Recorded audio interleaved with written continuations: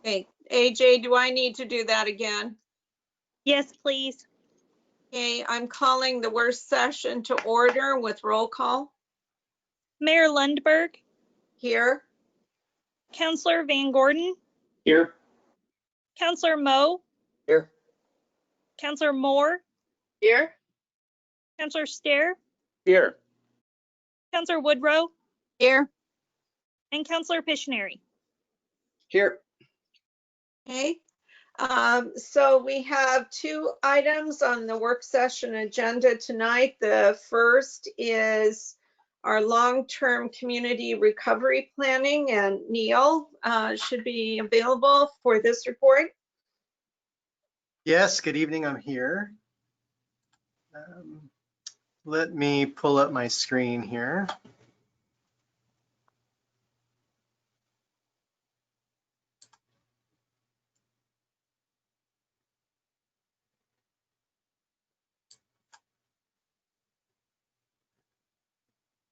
Okay, just wondering if you can see my screen. Yes. Okay. Are those your penguins? No, those came with the computer. Oh, okay. All right. I'm wondering if you could see the slides up. Yes. Okay, great. So good evening, Mayor and Council. This is the COVID-19 long-term recovery planning discussion. We're going to do this in a very concise manner with a couple of quick presentations. We know we have 20 minutes for this item, and you have another item that you also need the full time for. So I just want to start off by saying that this item came to the council on May 18th as a work session, and then about a month later, you got a memo that provided a brief update. And what this basically is the long-term recovery set up an emergency way to organize the work that was happening around economic development and the work that was happening around housing. When COVID hit, it really allowed us to put together some structure. So when we were doing this work, we were doing it in a way where we were all on the same page and able to present some items to council. So briefly, I just want to thank a couple of the people that you'll see here tonight. One is Tom Boyott and one is Courtney Griesel. Also, Aaron Fifield and Sandy Belson have been very instrumental in helping pull all of this information together. And I know you see my name on there, but that really, the work was done by this group. And then specifically Monica Brown, who's the admin deputy chief for fire, and Emma Newman, who's your senior transportation planner. They really stepped up and helped us pull this information together and keep it online and keep it going forward. I think we've really seen the best in people come up as COVID has hit and made it harder for us to do things. People have really stepped up. So today we're gonna get two brief presentations, one by Tom, one by Courtney, and we will take any questions you have. I think what you'll start to see and what you've seen, I think, as you've reviewed the documents is this is really work that we've already been doing. We already have a housing strategy. We already have economic development that's approved by the council. But what this really did is put it into a concise plan for us. So I'm going to turn this over to Tom. And Tom, I will be happy to move the slides for you as you present. All righty. Can folks hear me, or should I turn up? I can hear you. We can hear you. Okay. All right, thanks. So I'm going to cover the first piece of this. Should staff further explore new housing recovery tactics? And Neil, if we can go one slide advance.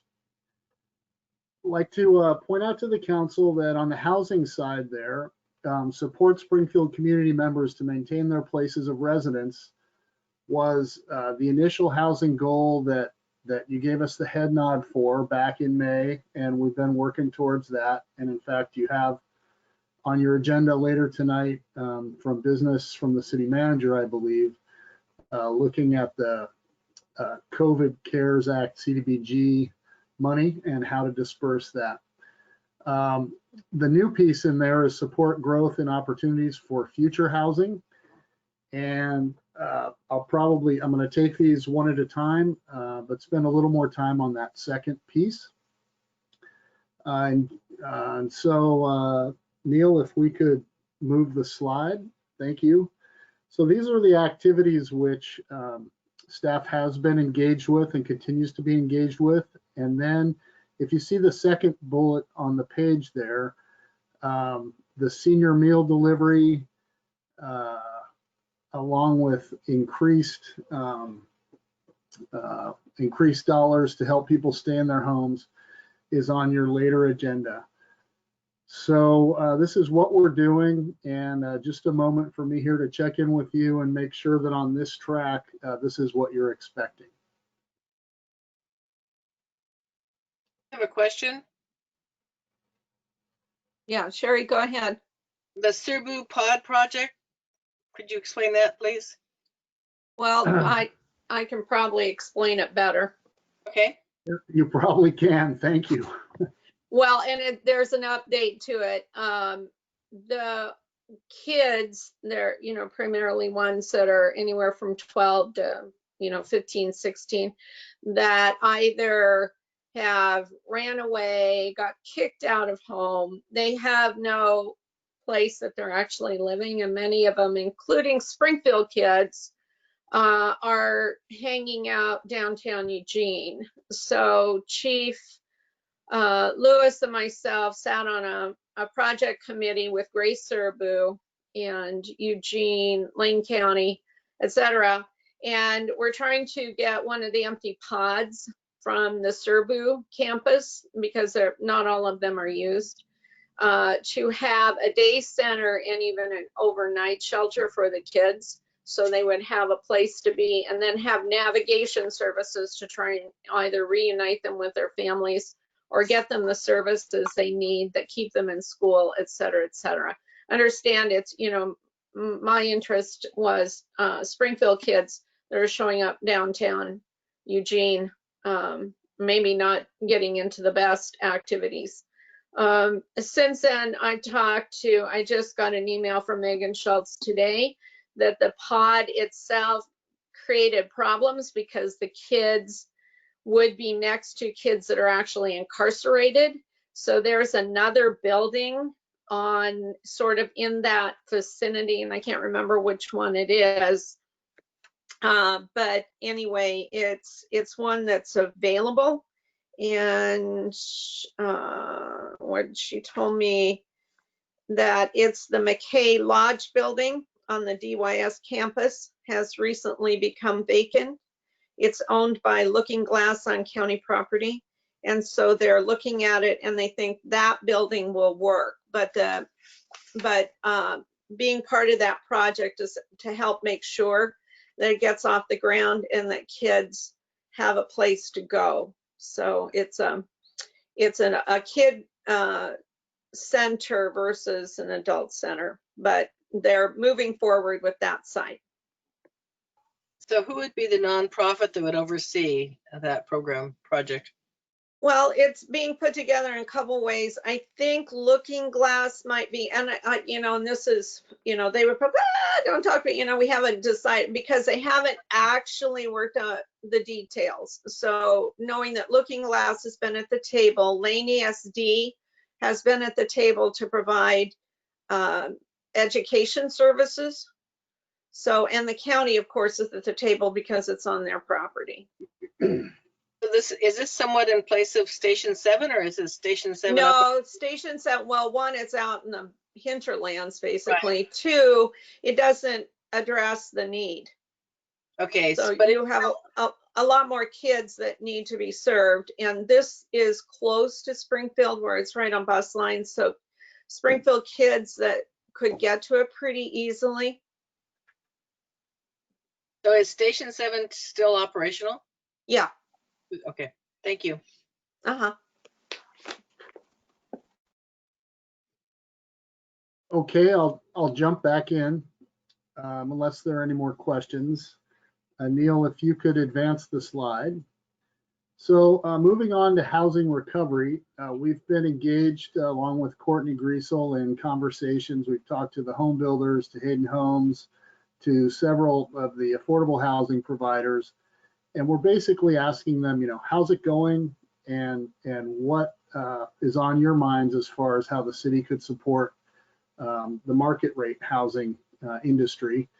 Some things we learned is that vacancy is still well below 6 to 8%, which would be sort of average for this area. We're hearing that about 60% of the homes are pre-sold, so the majority are pre-sold, and a smaller percentage are on spec. But housing goes up and down, and so paying attention to this and looking at the list, these are things that we have considered. We are working on the online development portal, virtual development center. We've been through, I would say, round one of substantial completion, working particularly with Hayden Homes on the Jasper 9 on that. The CDBG funds, the home funds, the code update project. We haven't been able to move forward with the comp plan map, and that's we were advised that we probably weren't going to get the grant for that. It's a pretty critical first step in looking at residential land needs analysis again, should the council wish to go back in that direction. Down payment assistance, the housing strategy that it's promoting, ADUs, and then our pilot project through the legislature for the new manufactured home park. So these are existing items. Looking at the next slide, please, of brainstorm items, things that we've been talking to, and Neil, if you could move the slide, that'd be great. Things that we've been talking to the development community about that have come up over the years, and maybe it's just not moving on my computer, but I'm gonna just go ahead because you've got it in your packet. And new items, great, time is of the essence. So these are things that we've just been talking about. Something that keeps coming up is the wetland bank deficiency in this area. We heard, for example, from Hayden Homes that the Woodland Ridge subdivision, which is starting the process now to plat and put down public improvements, was delayed at least a year, looking for a place to mitigate wetland impacts. So that's something that comes up.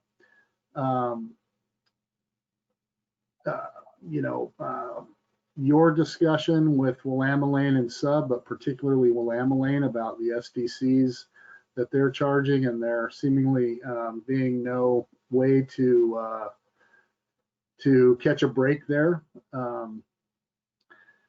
Pilot projects, public improvements and extending sewers primarily, but sometimes roads can really slow down a small development site, more of your infill site, your 6, 8, 10 lot partition, which at the margin may not be able to afford public improvements. So there's a policy discussion there.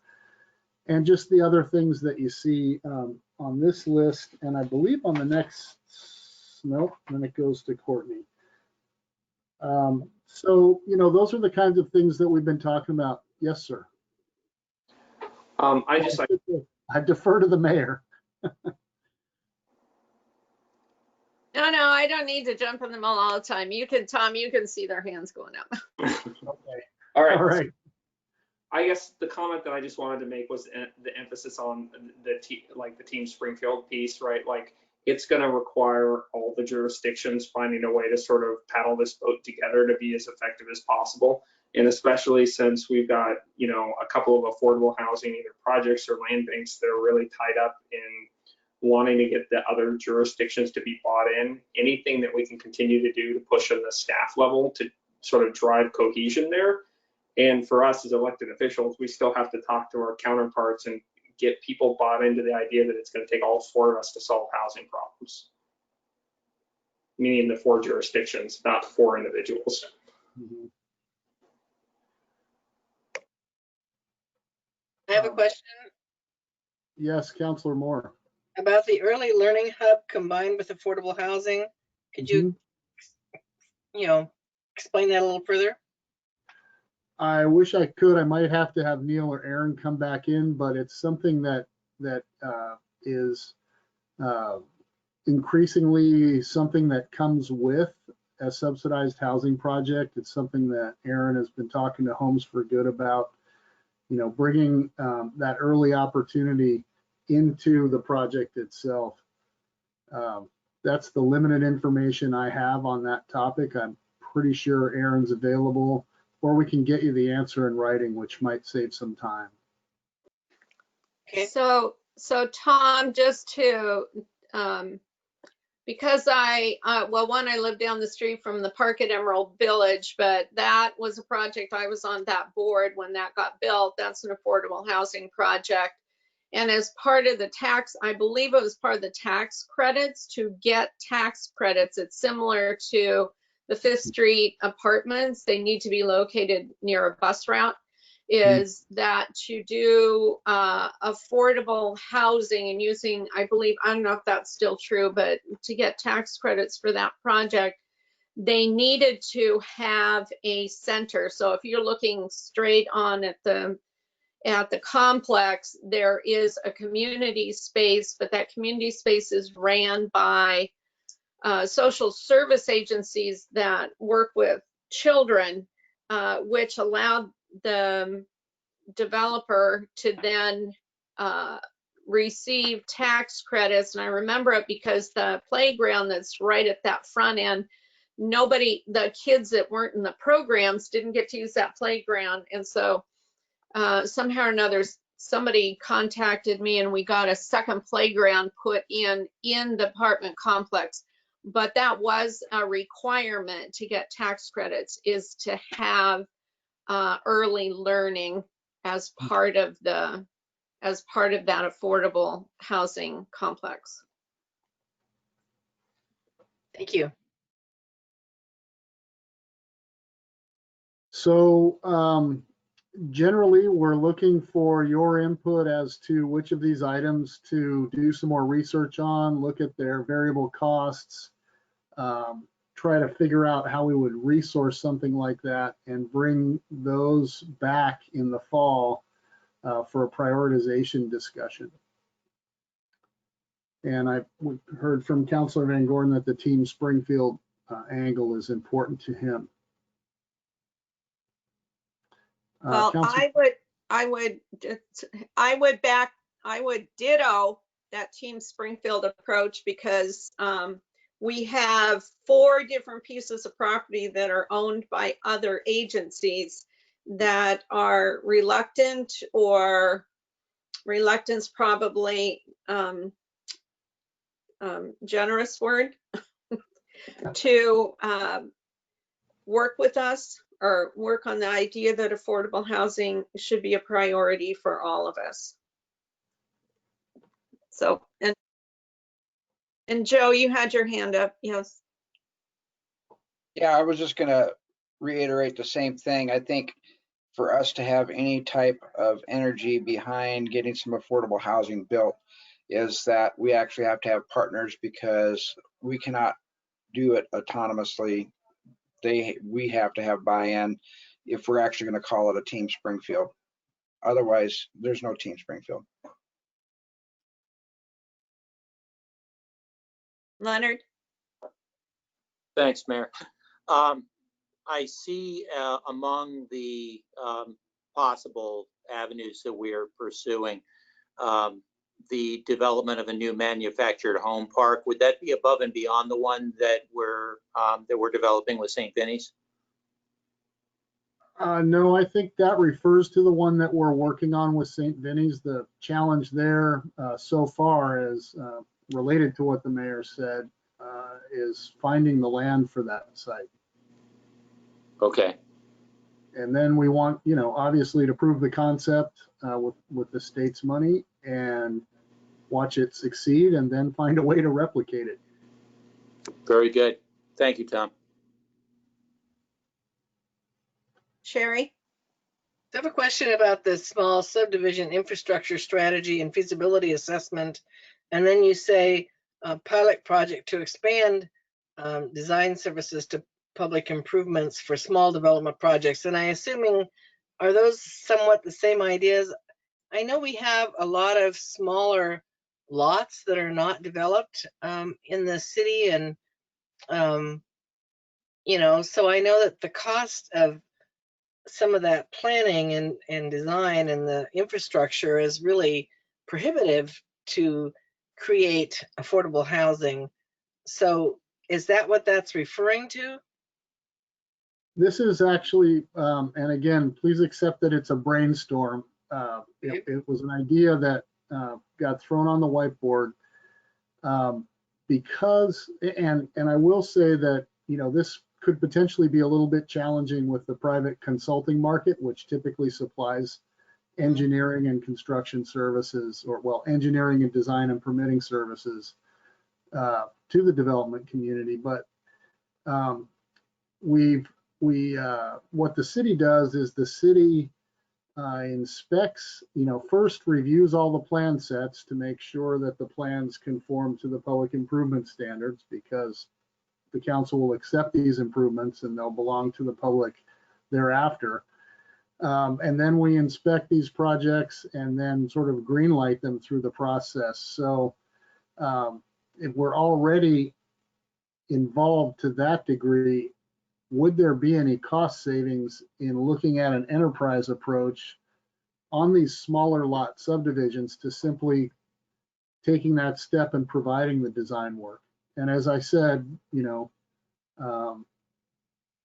that could create potential for competing with the private market, but it was an idea. Well, if it were for affordable housing specifically, or for low-income housing, would that make a difference? That's something that we can log in the notes. It may make a difference. Those projects all procure services, in the marketplace as well. Right. So we don't really want to be undercutting anyone. Right. The question really was, would it, at the end of the day, cost the same amount? And maybe, if we get that far, we just try to do it in a virtual way and get a sense of it. I could see, especially in a pilot project kind of a way, I know that when I've been in and talked to the Planning Commission, they've said some of these plans that have already been developed, some of these developments, the plans are basically public in a sense, are they not? So when a subdivision plats the land into housing lots, Mm-hmm. they entitle the land with infrastructure. So the developer is building sanitary sewer, drainage systems, and transportation, street, sidewalk, that kind of thing. Right. Building those to city standards, and then once they're inspected and the warranty's good, then the city engineer or his designee brings those to you, the city council, to accept into the city's asset inventory, basically on it forever, on an ongoing basis. They transfer from the private side to the public side. Okay. Thank you. Sean? I guess just a couple of pieces of feedback. These lists are long and pretty extensive. Obviously we brought up the Team Springfield thing. I guess when I look at the list, I'm looking for things that actually can get done on a certain in a certain amount of time, right? So like when you think about how to bring things back to the fall, right? Like I would rather spend that extra hour making sure that we nail down a site for the manufactured home park than maybe starting a new project that may have an arc of 10 to 18 months on it. And then I would rather have us look at the things that help people with costs, so speed to market, and from like internal processes, right, like that are going to actually help developers get projects going. Seem like that would be a good filter to see this list from, and look for different ways to actually move the dial, so we're more competitive. Councillor Van Gordon, that seems like a reasonable way to move forward. I think you're right. There are quite a few items here. And we still have the economic recovery piece to speak about. So I think I'm just ask, are we okay if we were to assess this list in that way, what can actually be done in a reasonable time frame, and then move to the economic recovery? Yes. Yes. Okay. So thank you, Tom. You bet. Thank you. And so we'll bring up Courtney. Thanks for waiting, Courtney, and here is the slide. Yeah, no problem, and thank you. I'll be quick. So similarly, we had a large number of interviews with businesses, with leadership at the chamber, and ongoing conversations there with staff and some of our regional partners. So what we have here are tactics that came out in those discussions that are already within our strategic plan, but then also some items that could be potential for exploration. I think our goal tonight is just a head nod or your sense about things that do seem worth us exploring and bringing back, and things, if there are any, that we should avoid. But generally, it's just a question of sussing much of this out. Some of the tactics fall into really 3 buckets of work. Business innovation and resiliency, so helping businesses maintain their vibrancy in Springfield and stay competitive while they work through and beyond this.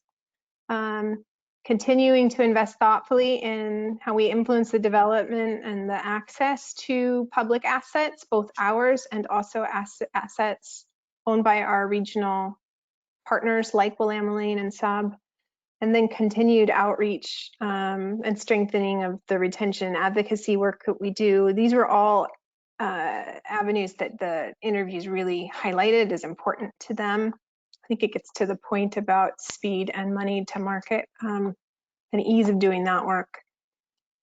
So some of these new tactics that were identified were continued work in how we support other organizations to do soft skill, that's classes, that could be training on how to move your business online. These are areas for partnership likely with the chamber, but the work over in assessing that would be to understand who is doing this well and are there ways that our program can continue to support them. It also plays into things similar to Work Ready, but with a little bit more specificity to the actual business one-on-one.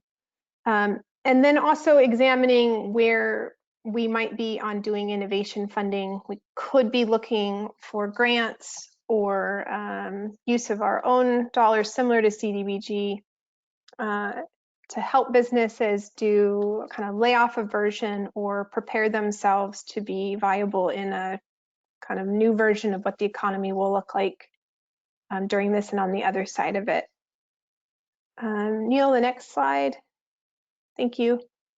As we looked at feedback around our assets or infrastructure, one of the pushes that we really got, and I think this is about aligning to the work and development in public works and housing, was a push to really think about our development code and acknowledge that the shape of development might look different in the future. We may have different demands for commercial. So doing a little bit more integration and looking about at our peers to see how they've crafted those codes in a way that, for example, can let a commercial office building shift to a different use, a more adaptive use in the future. And some of these things we've also rolled out, like the outdoor space and cafe seating, to be responsive to the current pandemic. Next slide, Neil. So as we were talking retention advocacy, this is definitely a topic that got a lot more discussion, but that makes sense because we were in retention conversations with businesses. One discussion point was around really looking at the programs offered by our program, but also other regional partners, and understanding are these programs accessible to specifically the Latinx community? Are they equally in the same? Are they multi-language? Are there counselors to help a Latinx business navigate some of the processes? And if not, are there ways that we can support kind of leveling that up?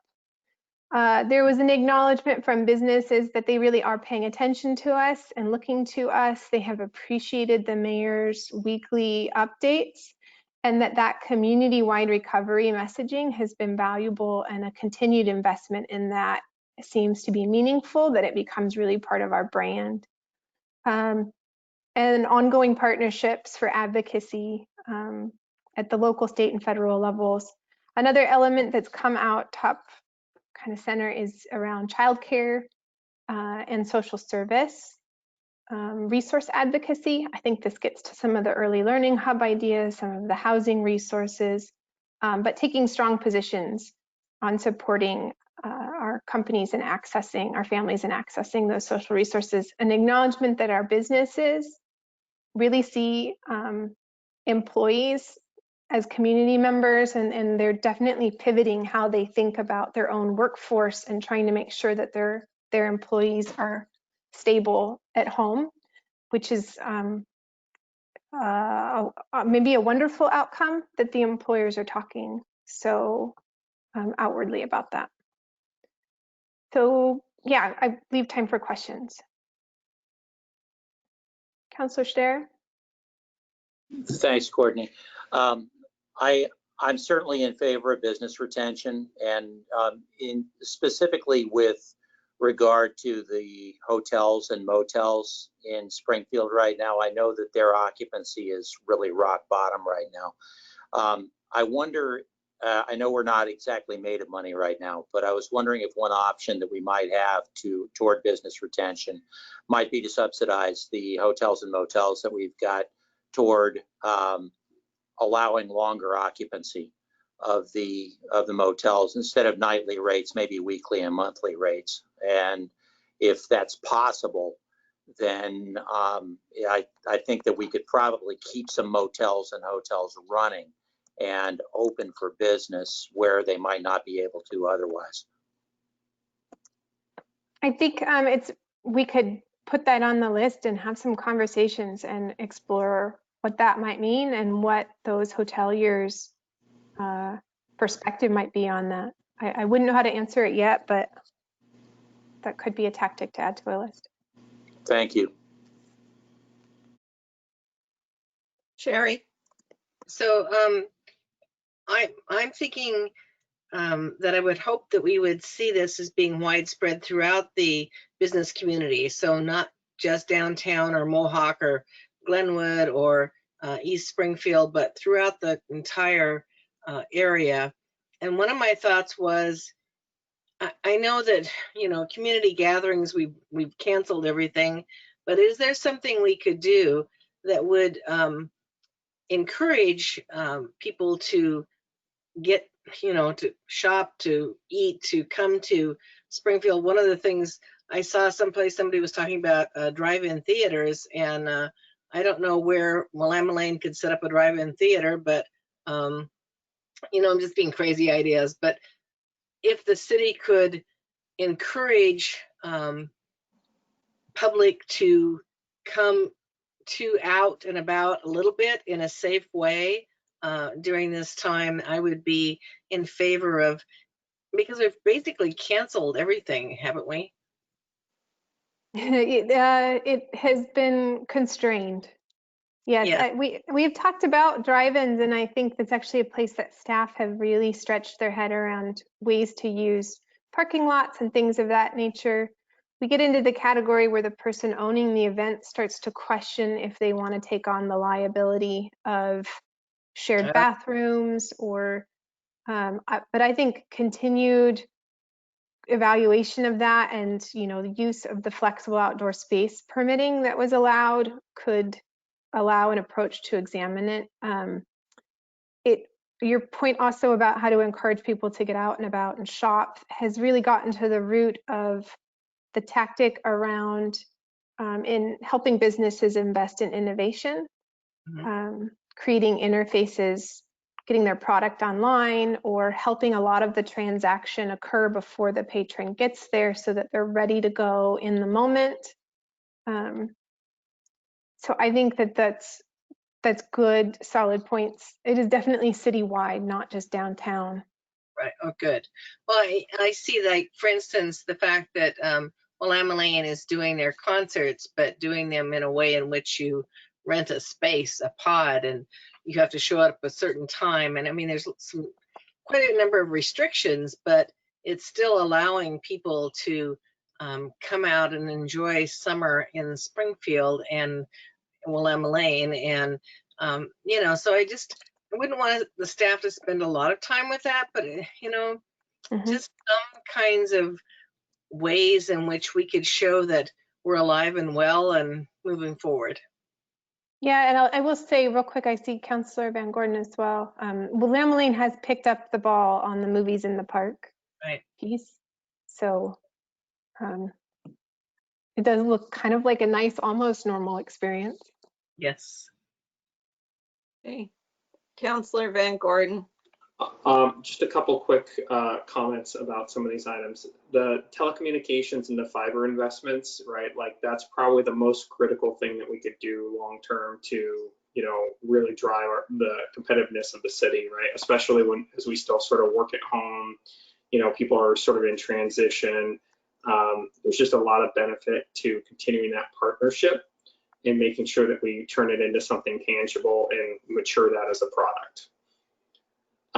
The other couple of things that I think are valuable to point out is the chamber, you know, always a great partner, right? I know that they've been critical on the advocacy piece. And then where I would like to see us kind of go with the development code piece, every time we go through a recession, the economy changes somehow, right? So I guess my sense is that whatever we think about development code and be more flexible, we just have to be open to, there's going to be things that happen that we don't know exist yet, and we want to be quicker to get to yes on them, right? Nobody thought 5 years ago escape rooms were going to exist, right? Like whatever that new thing is, right? We want to be in a position that they can find a home in Springfield's business community. Agreed. And I'll say we are excited. There's some great movement in the fiber project. I didn't speak to it directly, partly because you all gave us emphatic head nods to be moving forward, but that work is moving forward, and we're happy to be doing that type of positive and somewhat normal feeling work. Steve? I was originally working on the fiber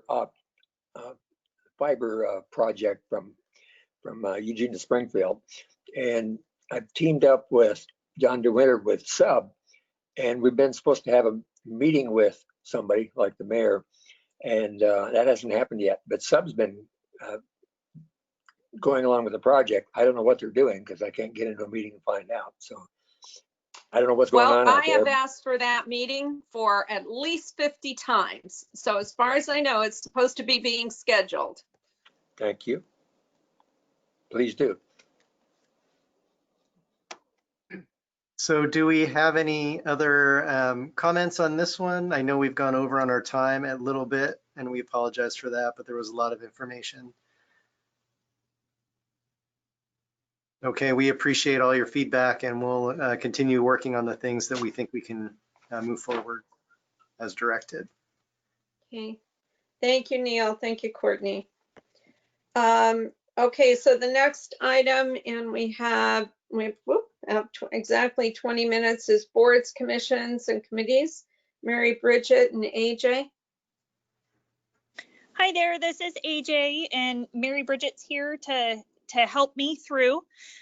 We wanted to bring this back to you for a quick update and any feedback you would like to provide. We received direction from you in November to move forward with a batching process, and we provided you in this packet with a draft timeline to start that process. If you see fit, then we would start recruitment for our first batch process at the end of summer, early September, where we would start accepting applications. We would continue to receive applications till mid-October, and we have tentatively reserved work sessions for the month of November to conduct interviews. And then you would have the opportunity to deliberate and make formal appointments before your tentative recess in December. Those appointments would then basically start at the first January meeting. And as you can see from the timeline, kind of how it progresses. So with that, is there any questions or concerns in regards to the draft timeline that we've provided? Yes, Marilee. Yeah, not necessarily quite well. I guess there is a question. I like this. I like the format. I like the booklet that explains everything and gives all the details and background. I think it's very well done. The only question I have, and I don't remember if I saw the answer or not, is that if somebody leaves in the middle of the year or resigns or whatever, basically it stays open until we get to that part of that process. Is that correct? That is correct. Okay.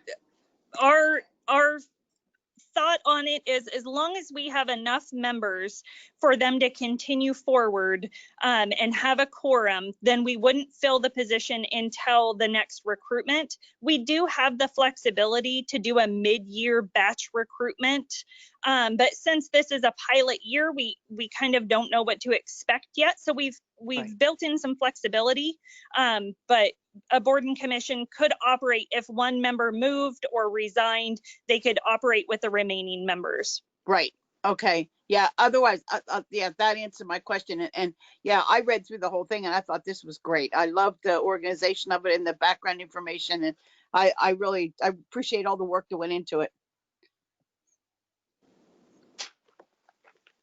Sherry? I had a question about the applicant interviews. So approximately how many interviews could that mean? I say at work sessions, those are all in November. So how many are we talking about possibly? It could potentially be, we will know more as we get to the end of summer. What we have booked is every work session in the month of November. That being said, if you have applicants that have already served a term, you could do a direct appoint if they were applying for a second term and not necessarily interview applicants that are reapplying. That's something historically you've been able to do in the past, and we've continued the flexibility forward with this process as well. When we had a rough estimate and timeline of how many hours it would take based on past years, and that's why we have tentatively held every work session, because if we have, say you have 5 vacancies on one BCC or board commission, and you have, say, 6 boards and commissions that all have 5 openings, that leaves a lot of interviews to be done if you don't have people reapplying for a second term. The other direction that we have received from council in the past is you would like to see people only serve on one board and commission versus numerous boards and commissions, to make sure that we have a large pool of citizens participating and volunteering. The way we have it set up now, they can serve 2 terms on a board and commission, and then we do ask that they take a year off from that board or commission. So say, for example, you have someone who served 2 terms on the Arts Commission, they are qualified and interested then in serving on the Historic Commission, they could do that. But if their only point of interest is the Arts Commission, they could serve 2 terms, they could take a year off, and they could apply to serve a term again, if that makes sense. Yeah. Okay. So So we're eliminating the pre-interviews where the commissions, the committees themselves make a recommendation. They still have the ability to do that if they so choose. We always encourage our volunteers to actually attend a committee meeting of the kind of committee that they're interested in serving on. And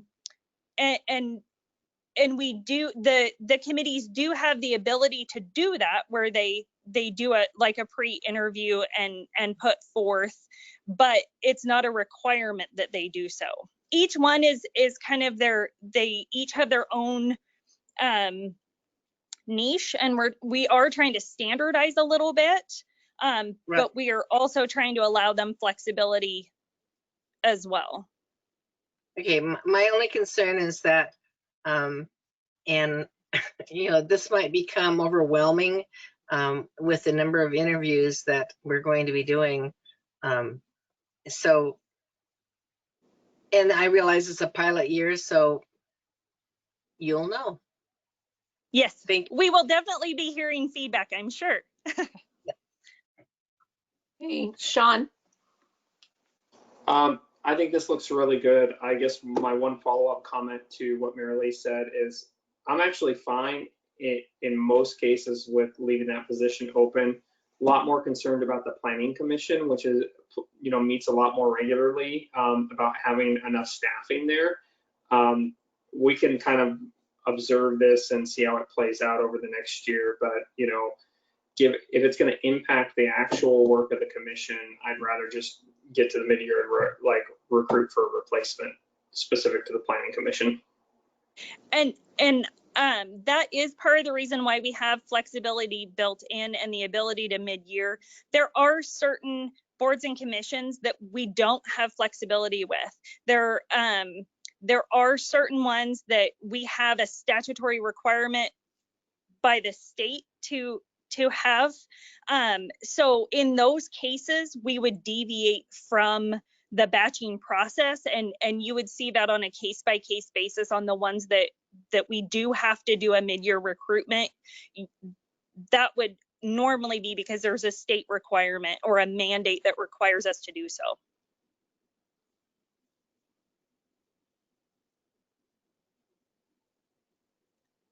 So if there aren't any more questions on that part, one of the pieces you will see is there is a draft guide. This will be coming back in the fall, and part of the reason for that being is the council operating policies does have language in it in regards to boards and commissions. So we will be coming back to you in the fall for a work session to discuss the council operating policies, as well as the boards and commissions piece of it, to make sure that we finalize that and can incorporate that into our guide. So we will plan that for early fall. And then the other piece that you saw in your packet was a draft of the bylaws template. One of the things that we did discuss in the in our meeting in November was trying to standardize bylaws. And so this is kind of our first blush. The city attorney's office has been incredible, and I give them all the credit for this. It would allow us to standardize our bylaws, but still incorporating the flexibility of, we would take these to the individual boards, commissions, and committees. If there is language specific to their committee or their BCC, they can add an attachment to the bylaws. But basically, this would be an overarching, we would have a standardized, this is your bylaws and expectations. They can incorporate their individual pieces. So we will take this to the boards and commissions through the summer and into the fall. This will come back to you because we do need the council to adopt and approve the bylaws for each of the boards and commissions. So you will see these again, but this is our draft of a standardized bylaw. So we definitely want to make sure that we hear your feedback. If there's any questions, concerns, or things that you feel should be adjusted in these, we would definitely be willing and happy to hear those things. Okay, does that sound good with everyone? Yeah. Yes, thank you. Thank you for all the hard work. Okay. Yes, thank you, for sure. Okay. So and that's what you needed, AJ? Yes, I will say, you again, we'll come back to you in the fall. Another piece that we did not address in this packet is we will also be going through our webpage. We have heard from council and we have heard from the citizens. There is some confusion caused on our webpage in regards to boards, commissions, and committees because we list more than just our boards and commissions. For example, McKenzie River Watershed Council, we do not recruit for that. That we aren't the custodians of the bylaws of that. In the past, we have had representatives attend those council meetings. So that does cause some confusion. So we do plan on cleaning up our webpage to try to avoid some of that confusion. And we will continue to try to make it easy and self-explanatory, user-friendly in regards to our website. So that's also something we're working on and do plan to bring back to you. Okay, great. Thank you.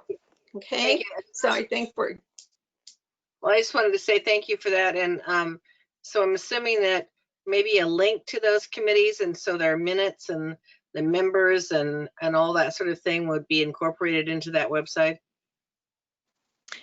In regards to our boards and commissions? Right. Yeah. I think that is definitely a goal to make it easier and more user friendly. There are definitely components that I will need to work with our IT department as well as the individual staff liaisons. So I would say that the long-term goal is to make it more user friendly and self-service, but that may take some time. Okay. Thank you. Joe. And I'd just like to say that, you know, I totally agree with that. I think we should have it separated as far as city-owned type commissions, committees, groups, whatever we want to do, and then other agencies, fine, and then just provide a link to those other agencies and let them go search their websites for anything else that's not city-sponsored. And then the city-sponsored thing seems like it would be fairly easy to do a link to that, but I don't want to see this big, huge, massive project in regards to getting all the information to, you know, provide contacts where they can get the information. But I don't see how we can justify putting a lot of money and a lot of time into putting in a lot of superfluous information that could be handled with a phone call as well. Okay, thank you, Joe. Okay, anything else? Okay, well, with that, I'm gonna adjourn the work session and we'll call the regular meeting to order at 7 p.m. So are we leaving, coming back again? AJ? Can you She's hear gone. me? Sorry. Nope, I'm here, I promise. Okay, well, I'm just a question. Am I checking out and coming back on again, or can I just stay here? You can just stay here. We're just staying on the same recording, so you don't have to get out and get back in. Okay, thank you. Uh-huh.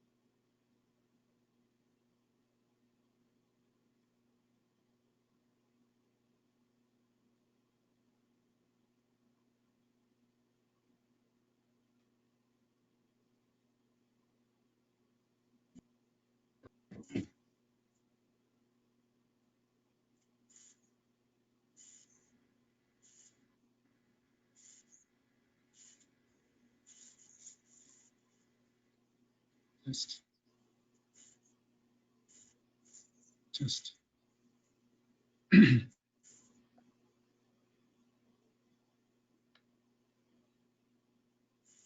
Testing.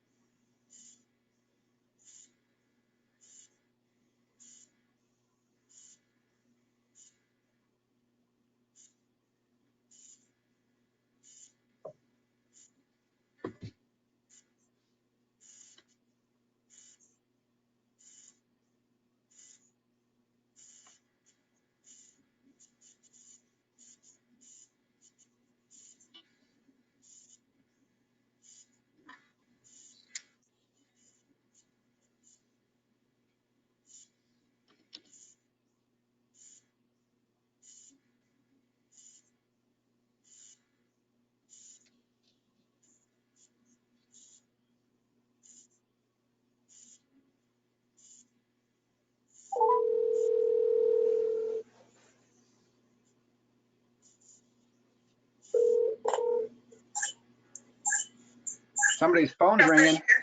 Hey, AJ. There's a woman named Kelly Ann who wants.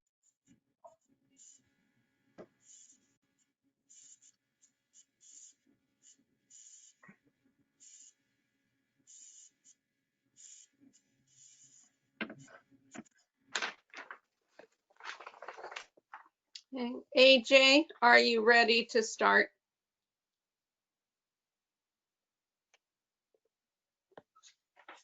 I believe Yes, we are Mayor, ready. I'm ready when you are. Okay. I'm going to call the regular session to order with roll call. Mayor Lundberg, Here. Councillor Van Gordon, Here. Councillor Moe, Here. Councillor Moore, Here? Councillor Stair, Counselor Woodrow, Here. and Counselor Pictionary. Here. Okay, so the next, we're going to have the Pledge of Allegiance. Okay. I pledge allegiance to the flag of the United States of America and to the republic for which it stands, one nation, under God, indivisible, with liberty and justice for all. Okay, and I'm going to read the instructions for this evening's meeting.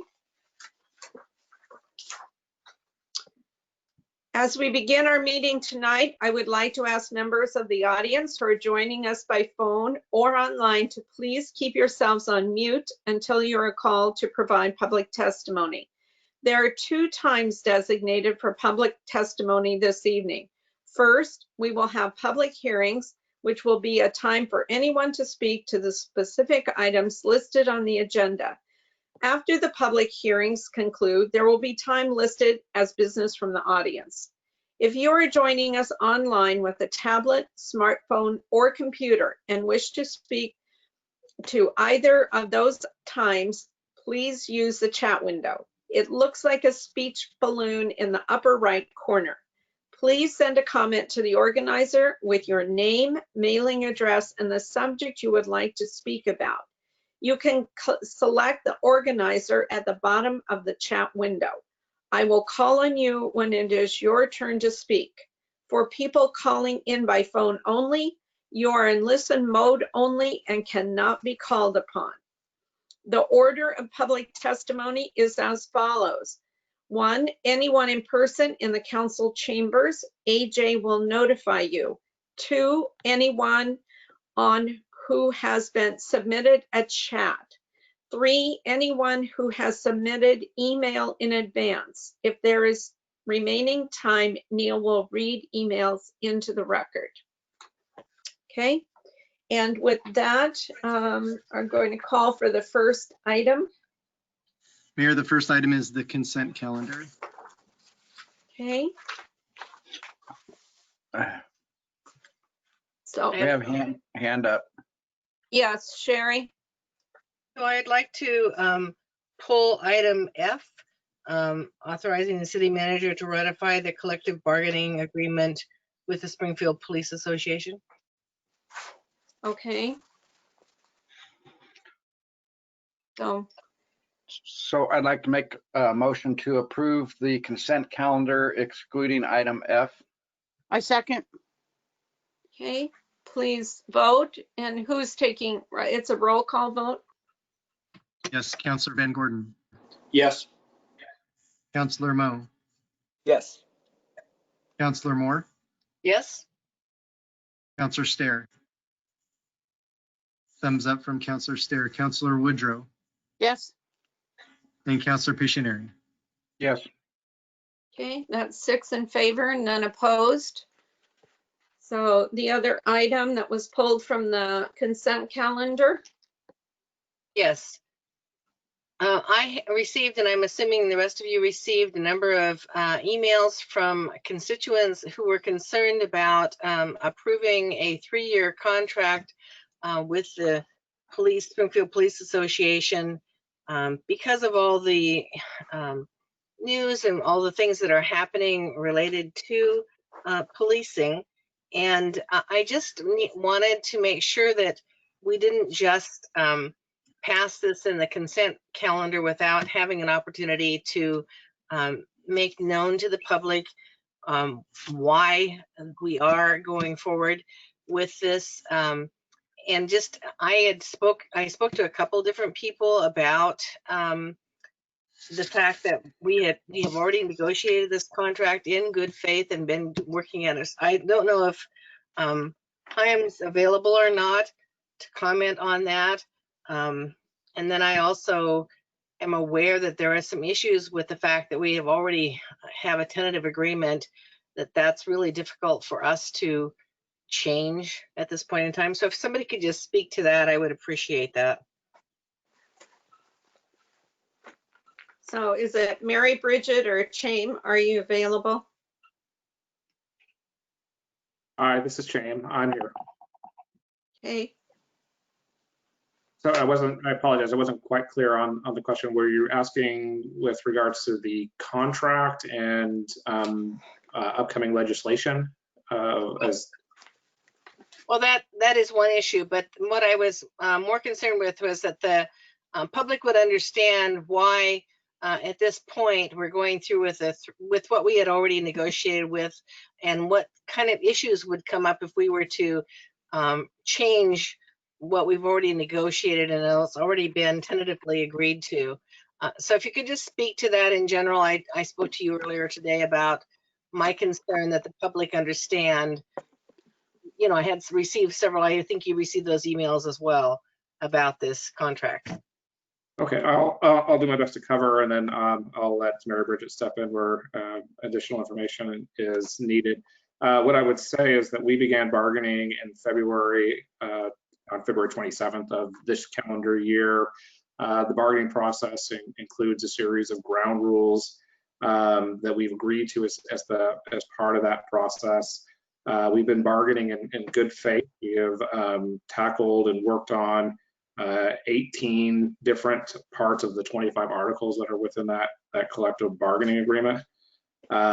We've had good dialogue, discussion with the Springfield Police Association. They have been actively engaged in the negotiations with us through difficult and challenging times. If you factor in the COVID pandemic on top of some of the other political dynamics that are there, they continue to be supportive and appreciative and a dedicated group of individuals who are focused on the service and public support of the citizens of Springfield.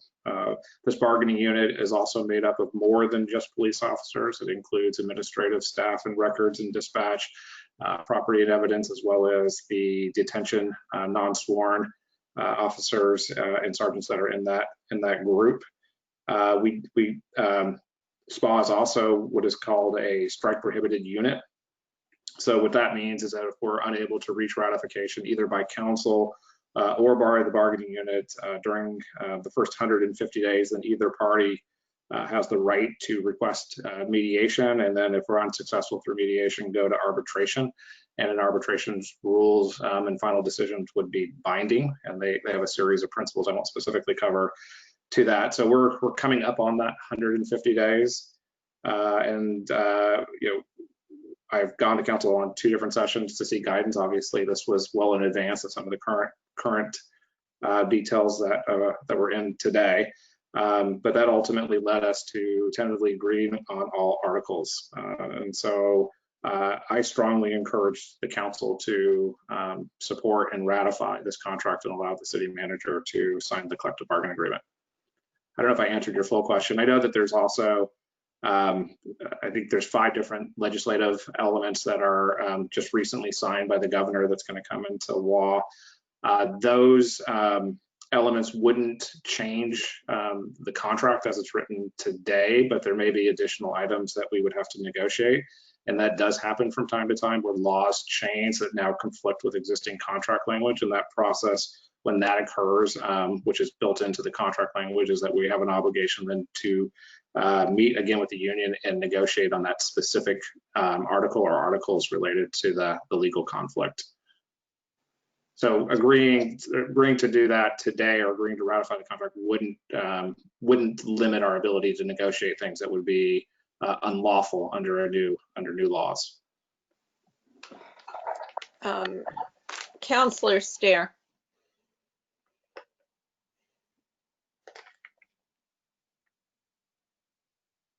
Oh, can you not? You can't talk. Oh, okay. Let's see what we can figure out here. There, that's good. Okay. Thanks, Mayor. So I did read some of the feedback from the public on this, and I wanted to say that the council and the city, to an extent, is bound by the rules of bargaining in good faith, and we are pretty much bound to vote on the agreement as is, and I'm certainly in favor of voting through what James has negotiated here. Okay. Councillor Van Gordon and then Councillor Woodrow. And I guess wanted to just simply point out that I'm comfortable going forward here. Like we bargained up until this point, and I think we've got the contract that that we acted in good faith to come up with. With that being said, I did look through. I've read the emails that came through. There's actually really good questions in there about how we sort of go forward when we talk about policing, when we talk about the mayor's Blue Ribbon Commission, when we talk about a bunch of other things. And I'm assuming that there's going to be more police reform bills that come down. I just want to acknowledge while I vote for this today, like there's other things that we're going to have to sort of negotiate, work on, reform, just progressively make sure the police department gets better for this community, and we do it together. So like I think some of that feedback's valuable, and we just have to figure out a way to get it kind of worked through. Okay, Councillor Woodrow. Yes, I wanted to say that I appreciated the emails and the feedback. It's always important to get that kind of information from the community. The other thing I wanted to add was that, as Chaim mentioned, this has been going on since February 27th, and the council has been appraised of the negotiations as they have carried forth up until this point. I think the last time we talked was on the 8th of June. We had an update on the negotiations, so it's not anything we haven't been advised of through the process.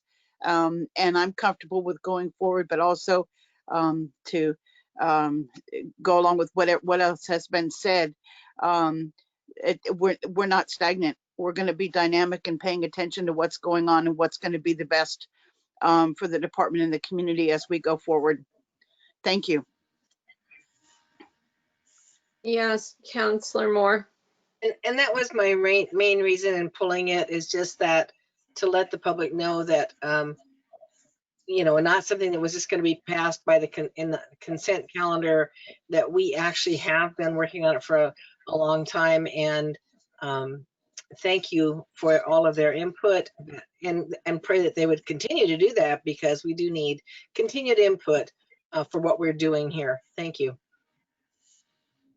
So I'll step in. Oh, go ahead, Councillor Moe. A lot of things have changed since February, and a lot of people are concerned. I support Springfield Police 110%, believe me.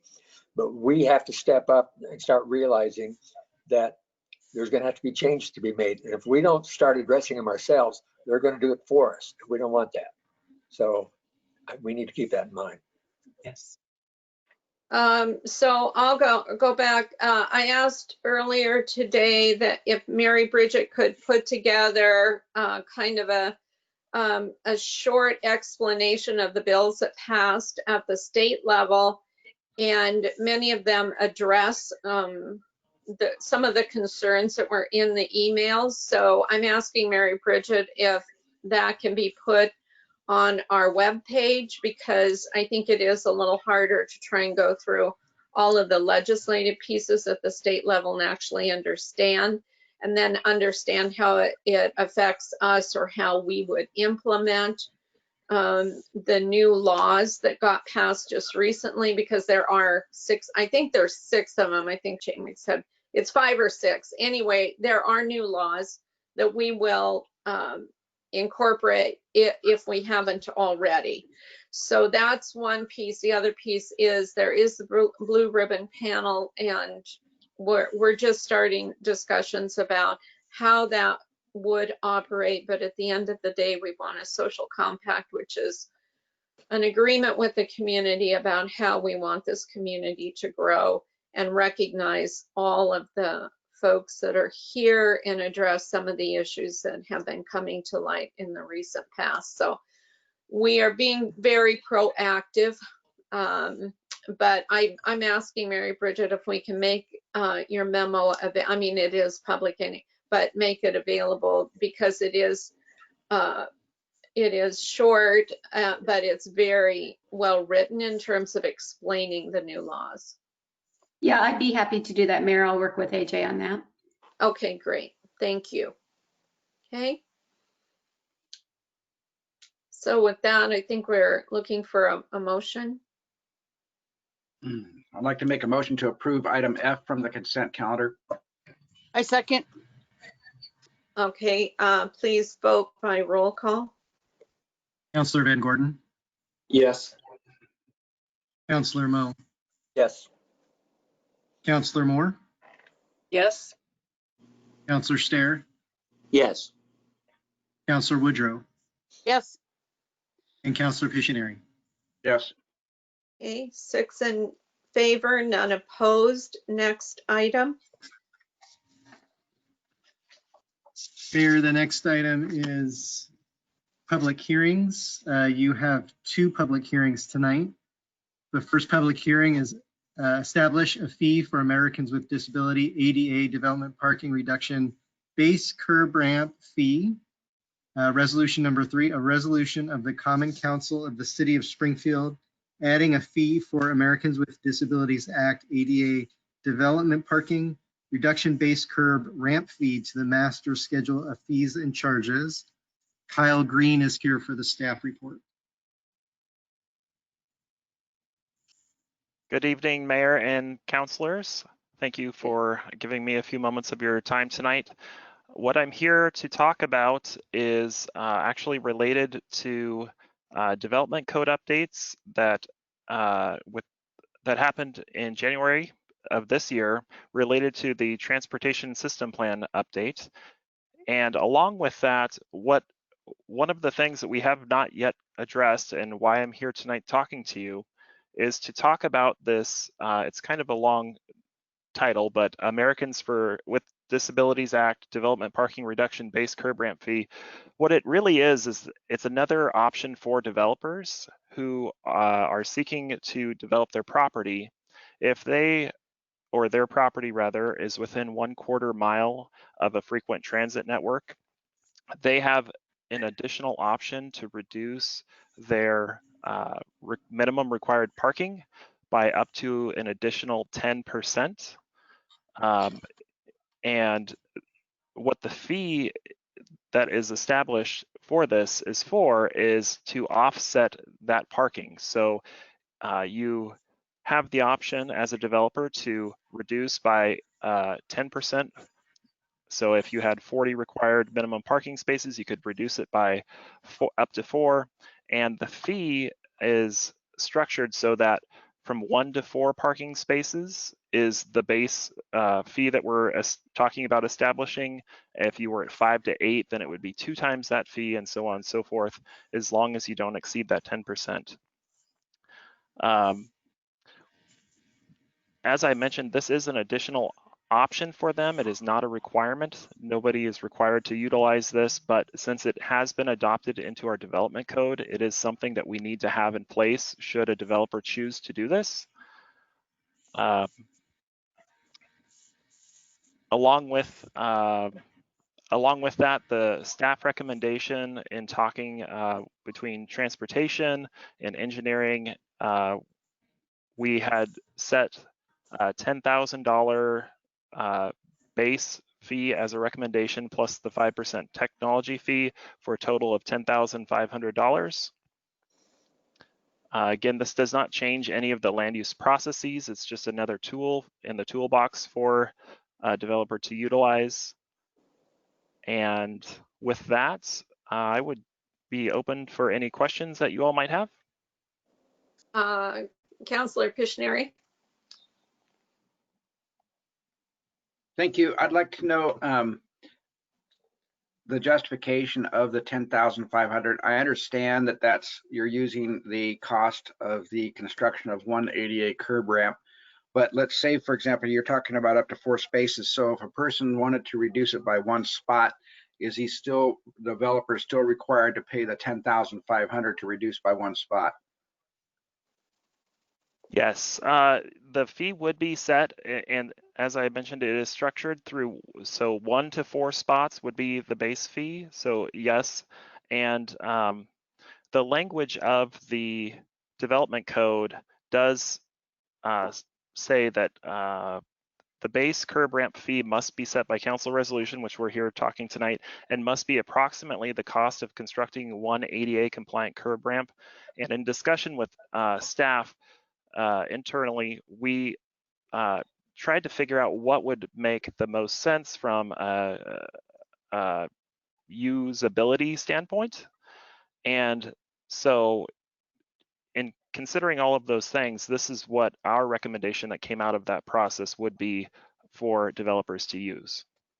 So along with that then, so the language of must pay for the full cost of the ramp because it's in the code is what you're saying is, so then who wrote that and who supported that? And is that already set in code? That came about through the transportation system plan update and the Springfield Development Code updates that went along with that process that were adopted into code in January of this year. So that's for that really small document we had. In other words, it's one of those little tiny things that I wish I would have been able to call out of there. I haven't heard of that before, and because it was new, I was kind of surprised at this point it wasn't brought forward in a more prominent way.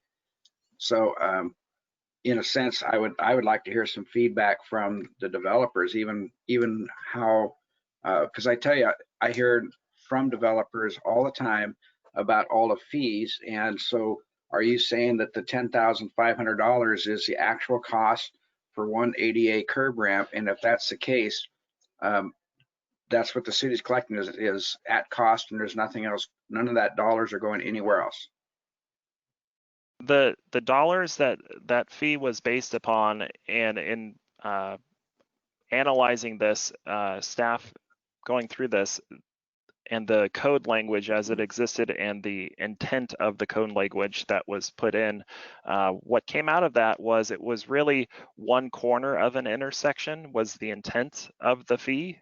And so if to do one corner of an intersection, that would be approximately the $10,000 number to design and construct. Yes. And that's competitive? Is that competitive bidding?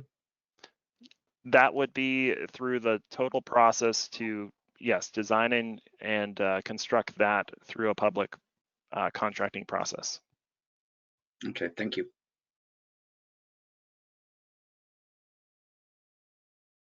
Counselor Moore. So I have a little different question. It's about the 5% tech fee. We've talked about this in the past. So what does the developer get for that additional 5%? Specific to this this ADA fee that we're talking about right now? Yes. The 5% isn't necessarily directly for this fee. It is to serve the public through all of the technology needs that we need to implement the development center. So in the past, we've talked about the fact that those fees were being collected, and what were the, were we seeing, I don't know. I remember this discussion about this tech fee. And so a little clarification, is that something that we approved overall, that there would always be a 5% for every fee addition? So Kyle, maybe I could jump in here. This is Tom. Okay, thank you. Yes, the tech fee has been on the books for at least a decade, possibly longer. There are dollars in the reserve, and the top thing on it, we brought you a work session, I think last September, and you gave us priority direction. The main thing we are working on right now is looking at a platform for virtual development services that really works well with the development community, with staff, automatically scans to Laserfish, all of that. So we're in process Got a subcommittee of our development center managers reviewing products actually right now and looking at those. That's going to be a chunk of change up front and on an ongoing basis. So that's the key thing that we're doing with that right now. There were several other things on that list. I don't have the list in front of me, but I'm sure we can refresh. I remember the discussion. I just, I didn't realize that the 5% was connected to all of the development fees. I thought it was just specifics, but it adds on to everything. Is that correct? Well, this is, go ahead, Kyle. Most fees, if you were to look at the master fees and charges schedule, the vast majority of them do have the 5% tech fee on there. There are a few fees which I do not have off the top of my head, but I could look into that for you that do not currently get that 5% tech fee charge. Well, my concern was just that the developers were going to benefit from this additional fee that they're paying. And so that's why I was asking about it. Thank you, Tom, for that input. Counselor Mo, did you have your hand up? I did. There we are. That 5% tech fee, isn't that something I brought up last year in the budget process? Is that the same one? Yes, Counselor Mo, that was 2 budget processes ago. You brought it up. We got back to you in September with a list that you, as a body, gave us prioritization for, and we were moving in that direction. And then we sent our workforce home remote and began providing development services as well as we could with the tools we had available, which really motivated us to get this virtual development center development portal project going. Yeah, I don't understand. What happened to the, so the tech fee is still on there? We're still charging them technical fees? That's correct. Okay, I don't like that because I sort of thought we were going to do away with that. Thank you. Counselor Pishneri? Yeah, if please someone correct me if I'm wrong. My memory, if my memory serves me correctly, is that we talked, yes, Councilor Mo, you brought that up and all of us were curious. It was a great thing to bring up. And that in the interim, we got a list of which, basically a shopping list of what the council believed to would be best spent with those monies. Tom Boyack created that list. We all looked at that list. We even prioritized that list to see how far that money would go. And that's where, as my understanding, is where they're working on for those fees that they're collecting. So that way, all those different products can be available to the people using that system, the developers. So as far as I know, those things are being brought forward and that money's being spent on that. So it's not accumulating anymore. Can I say something? Yeah, sure. Go ahead. Well, what I looked at 2 years ago when we saw that was the customer comes into the counter and you add everything up. And at the bottom, you add 5%. And that's uncomfortable to me as a customer, or as a businessman. I always sort of felt that should be incorporated in the fee. But, and that's where I was coming from when I brought it up. So hopefully it's going for something good. I just don't think it's just another fee. Low income people, we keep adding fees on fees on fees, and low income people will never get into a house. Thanks. So, Tom, let me ask, where is all that at now? Right now, we're getting ready for product demos and bringing in the asset that we need from IT. At that point, in our new IT project portfolio management structure, we fill out a project request. Once we're a little bit closer, have some more information that gets evaluated by the IT steering committee against all the other priorities which IT is attempting to deliver. We either get green lighted to move ahead with a vendor supported solution, which is what we're looking at, or rework it some more. Mayor, I'd say we're probably 3 to 6 months out with getting that deployed. My chief concern is that we do this right the first time, and there are a lot of ways that it can go wrong. We you know, if we're going to put down 6 figures for a software package, we really want it to work for the development community. Okay, thank you, Tom. Okay, Councillor Van Gordon. Okay, so my 10-second plug, just based on that description, was my head hurts. And I kind of go through those cycles professionally anyway. So I guess I know you guys are working towards the right place and the right sort of intent, and I would just encourage you guys to just like look for a place where like the development community's got to be wowed by the product. They've sort of paid for it, right? Like it actually has to have tangible results, either internal to the city and to them, to be truly meaningful.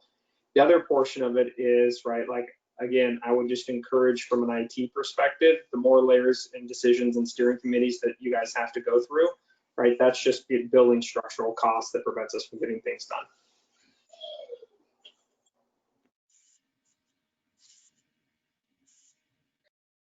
So are there any other questions? Yes, Councillor Moore. So I just have a quick question about, and you may not know the answer to this, but how much have we collected thus far, just to give the public an idea of what we do have available to spend for some of these? I can't remember what that amount was in September, but do you have an idea, Tom, what we have out there to spend from these 5% we've collected? Yes, I do, Councillor. In September, I think the balance was in the low 400,000s. Since then, we bought a large format copier printer, and there was one other thing that I can't remember. The large format copier printer has really helped us take in plans electronically and be able to print those if we need to, or print them back to the developer. And then, like I said, our focus is on the virtual development center. And then council also agreed last fall to maintain a portion of this fee in reserve so that we could continue services to the customers if times got difficult. Okay. All right. Thank you. Okay, so since we started out that this is a public hearing, I'm gonna pull it back in here because we got way off track. Thank you, Kyle. And with that, I'm going to open the public hearing to see if there's anyone wishing to speak to this topic. Mayor, we do not have anyone online or in the building on this topic. Okay. So with that, I'm going to close the public hearing, and there is a motion called for. I'd like to make a motion to adopt resolution number 3. I second. Please vote by roll call. Councilors Van Gordon, Yes. Councilor Moe, Yes. Councilor Moore, Yes. Councilor Stair, Yes. Councilor Woodrow, Yes. and Councilor Pictionary. Yes. Okay, 6 in favor, none opposed. Next item. Next item is your public hearing number 2, Fire and Life Safety Special Operating Levy Renewal. Resolution number 4, a resolution referring to the voters of the city a ballot measure authorizing a 5-year local option levy for fire and life safety services in the amount of 38 cents per thousand assessed value beginning fiscal year 2021-2022. And Nathan Bell is here for the staff report. Good evening, Mayor and Council. The item in front of you this evening is a request to conduct a public hearing and to not adopt, a resolution referring to the voters of the city a ballot measure authorizing a 5-year local option levy for fire and life safety services in the amount of 38 cents per thousand assessed value beginning fiscal year 2021-2022. I think this packet is pretty self-explanatory. Back in May, in work session, you gave us direction to prepare a ballot title for 38 cents per thousand I worked with the city attorney's office to do that. One of the things he wanted us to capture was that this was essentially a status quo ballot, even though it was increasing. That increase was essentially to just cover the cost of inflation in providing those services. And that is attached as Exhibit A to the resolution. And with that, I'll turn it over to you for questions. Any questions? Councillor Moore. So I'm just interested if there is in explanation, is it going to be made clear to the public that the other option has come to an end? You know what I'm saying is that this is not an additional, somehow making sure that they understand that the 36-cent option has ended and that we're renewing this. Are you doing that in an explanation part of it or something? So have you read through the ballot title? I did. Okay, so in the ballot title, we tried to accomplish that. We're limited by words, 175 words in the summary section of the ballot title. So we did our best to communicate that. In there, there is a paragraph that says approval of this measure would replace the current 36-cent levy that expires on June 30th, 2021 with the 38-cent levy. This rate is anticipated to provide the same level of service as the current levy rate, considering the effects of inflation on the city's operating costs. So my question to you is, do you understand that paragraph as such? I do. I guess what my concern is, in the big black bold print in capital letters, that's the title. Is there any way of inserting in there the fact that it is replacing and not a new, you know what I'm saying? Because we're limited again in words there. I read through the whole thing, but I'm just thinking that for the general public, there's a tendency to read the title and that's it. We're limited to 10 words in the title. I see. Okay. Okay. Any other questions? Yes, Councillor Van Gordon. Just a comment. So Sherry, I think that's the part where we as a elected body have to go out and explain it to the public and talk to them about what's going on. Yeah. Okay. Thank you. And Nate, I'm going to assume we would do an information piece like we always have in the past for any of our levies or bond measures that would explain the specifics, not a promotion piece, but an education piece. Absolutely. Okay, thank you. Okay, any other questions? No. So I'd like to make a motion to adopt. Wait, whoa, it's a public hearing first. Oh, go ahead and close that baby out. All right. Okay, so with that, I'm going to open the public hearing. Is there anyone wishing to speak to this topic? Mayor, we have no one in the building, but we have Chris McAllister on the line. Okay. And let me just get his microphone.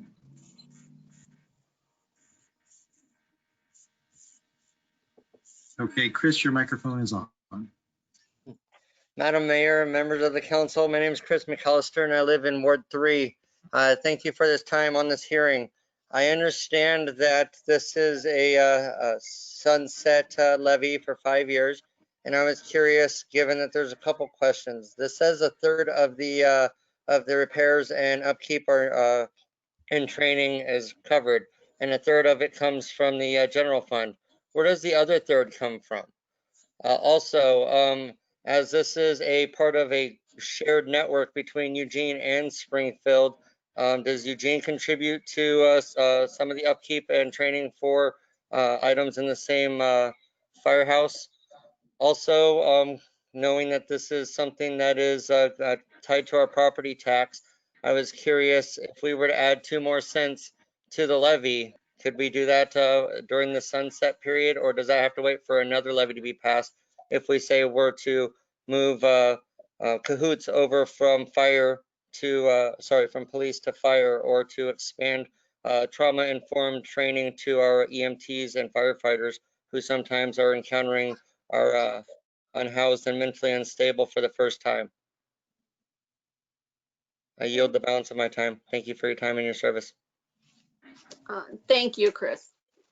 Okay, so there were, Nate, there were a couple of questions in there. I don't know who wants to maybe address, but I can address two of them. okay. In the AIS, it mentions that a third of the funding for this station comes from the general fund. It didn't say the difference was coming from the levy, but that was assumed. So the balance would come from this levy, which would be 2/3 of the funding. When we originally passed this, I think 4 election cycles ago, it covered the full cost of that station. But over time, as a result of inflation and your desire to keep the rate low, we've slowly absorbed the balance that was not covered by this levy by our general fund.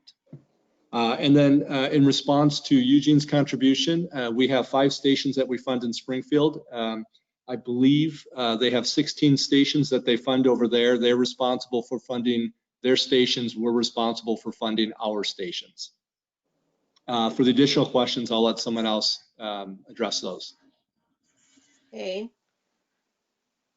Is there anyone else who can address the other questions? Mayor, it appears Chief Heppel is on the line. Okay. We can unmute him. Chief Heppel, are you available? Yeah, I should be unmuted now, yes? We hear Yes. you. Great.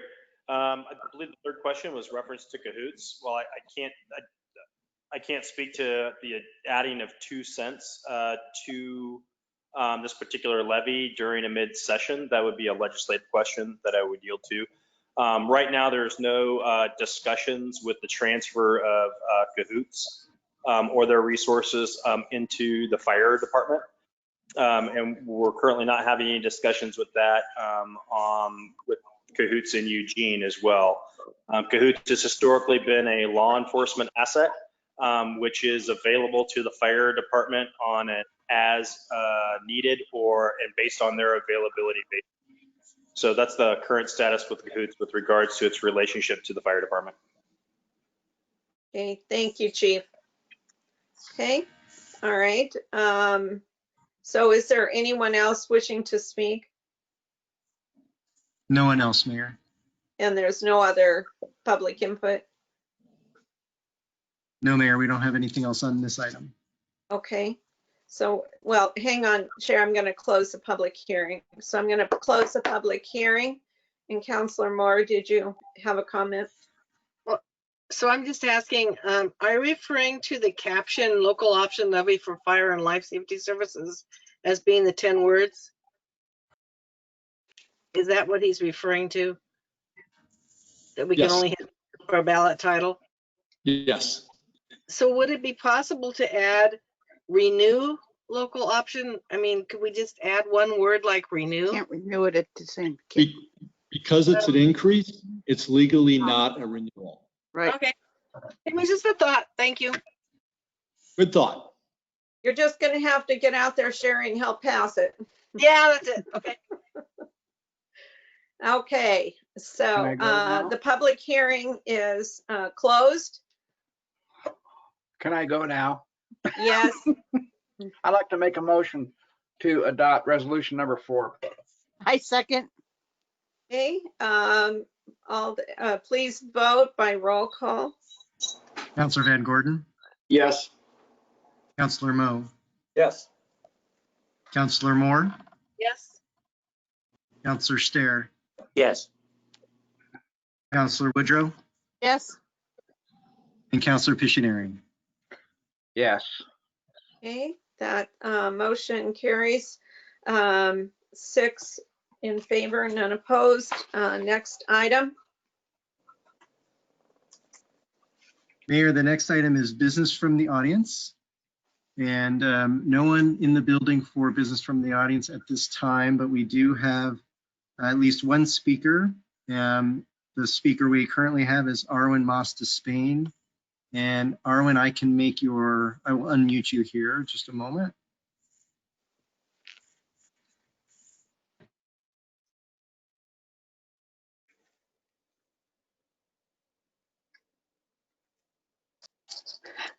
Hello, Arwen, can you you're hear ready. me? Yes. Okay, great, thank you.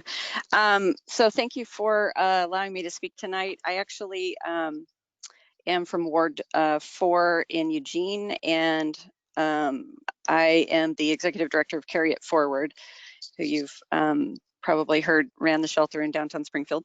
I wanted to just take a few minutes to introduce us a little bit more, since we aren't a very well-known organization, and I just wanted to tell you a little bit about us, because we're hoping to do more work in Springfield. So we're a 501c3 that's been around for about 5 years, and we do direct services to unhoused people. We have a kind of a unique employment model that we hire unhoused people to do the work of the service projects, and then we kind of wrap around them with extra services and help them achieve their own goals. And so it's one of the sort of hallmarks of what we do is that we provide jobs and job training to folks. And one of the things we did at the shelter in Springfield was exactly that. So I just thought it might be good for you all to know that we had about 70% of our employees, actually about 73% of our employees were from Springfield. And there was a percentage of those that were unhoused when they were residents, but then we also brought them on to our employment to provide more opportunities for them. And we're currently now have 3 of those folks in our employment. We were serving a number of folks from Springfield. Actually, we did a count, and it was about 70% of the residents of the shelter were from Springfield. And we tend to find that we're serving people who have fallen through the cracks of regular services. And so one of the things we'd like to do kind of moving forward is be able to address the needs of those folks in Springfield in a better way. I also understand that having a shelter downtown is complicated, and I want y'all to see us as a workable partner. So we are looking for alternative places or options for having a service center or some kind of other way of meeting the needs of the folks in Springfield. So I guess I just wanted to give you that brief introduction, and definitely would like to talk with any of you individually or invite your feedback as to what you think Springfield needs. And as we go into fall, we're already kind of looking ahead to fall and winter strategies, and we're very much interested in getting everybody's feedback as we design our programs moving forward. So thank you for your time. Thank you very much. Okay, Councillor Stair. I'd just like to follow up on what Ms. Despain was talking about. I would like to just say that on a personal level, I very much appreciate the work that Carry It Forward is doing on behalf of our community. And I anticipate that we will be working closely in the future. Thank you. Thank you. Okay. Is there anyone else from business from the audience, Neil? Yes, Mayor, we have 4 names currently. I'd like to say them so folks can be prepared. Also, we're having a little difficulty with the timer, so we'll time them on a phone and give folks a heads up when they get to 3 minutes. So we have 4 speakers: Lauren Williams, Holly Shaper, Chris McAllister, and David Grimes, and Jennifer Potter. That's a 5th speaker. And so our first one is Lauren Williams, and I will mute your mic here, Lauren, in just a moment.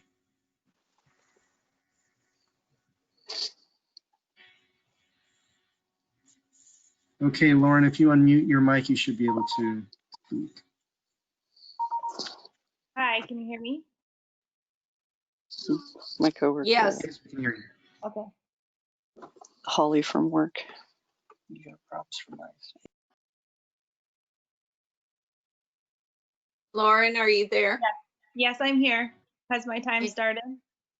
Well, somebody's keeping a clock, but when you start talking, then we'll count it. I see the clock. Okay. Oh, there it goes. Hi, everyone. I just wanted to. Lauren, can you state your name and address for the record? Oh, sure. My name is Lauren Williams. I live in Ward 2, 608 4th Street. And I am really disappointed that it was a 6-1 vote to pass the Springfield police contract. I feel confused about why you couldn't leave the negotiated contract in place, but shorten the length of time. I don't think any of you clarified that for me with your comments. I could understand that you've spent a lot of time negotiating the contract, but I can't really put into words how disappointed I am to see that pass through.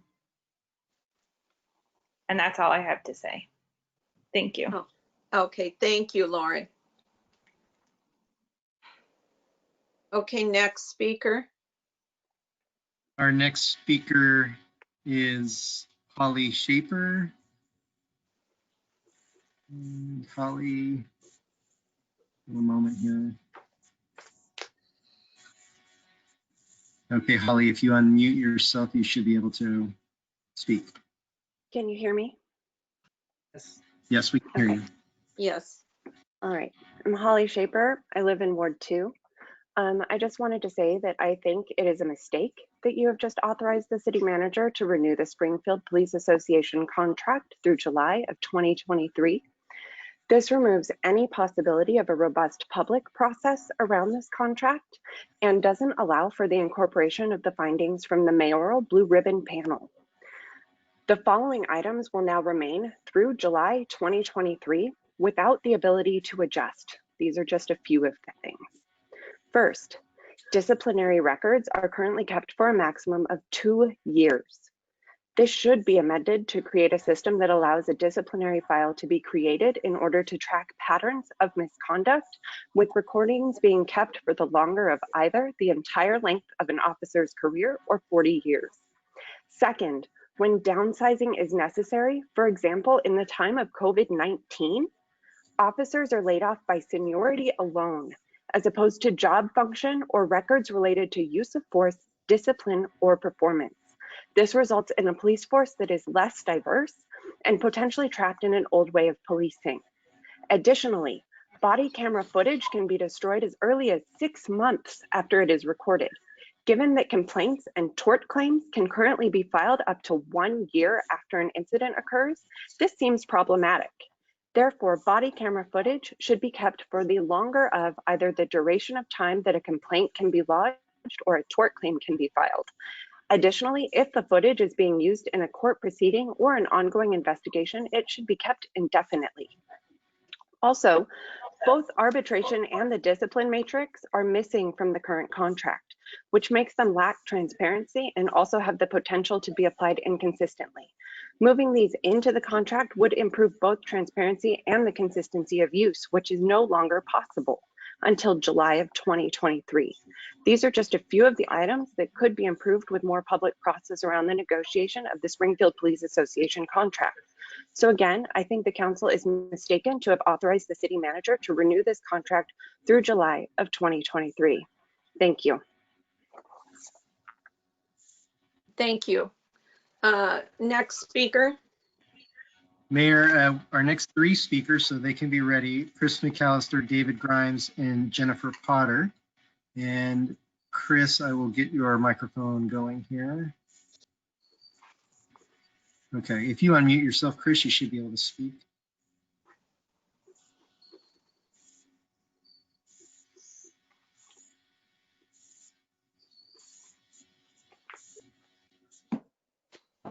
Madam Mayor, members of the council, Chris McAllister, Ward 3.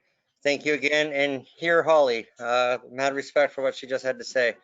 I am speaking about next steps. About 13 months ago, last year, you had a work session where we talked about car camping expansion, knowing that what we've had with churches and industrial properties has not worked. We are about to go into our 3rd year in a row looking for an Egan spot with no increased options. We have something unprecedented at this time, in that we have access to COVID dollars. We have access in service developers who are coming and reinventing the wheel on their own modalities and rolling out new things. We are looking at how can we have a sleeker, more refined machine, and how do we help preserve dollars as opposed to just pay for services that don't end up serving the needs that we have. A lot of our services are geared towards children, which is a priority and rightfully so. But we also have to think about the people who are encouraged to have children in order to get help because they've been on the street for so long. We really need to be able to start treating people where they are as Springfielders and as part of a future tax base.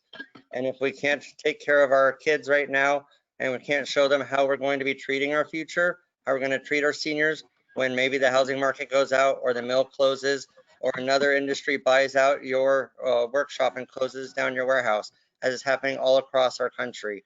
We have to deal with things differently when we have fires.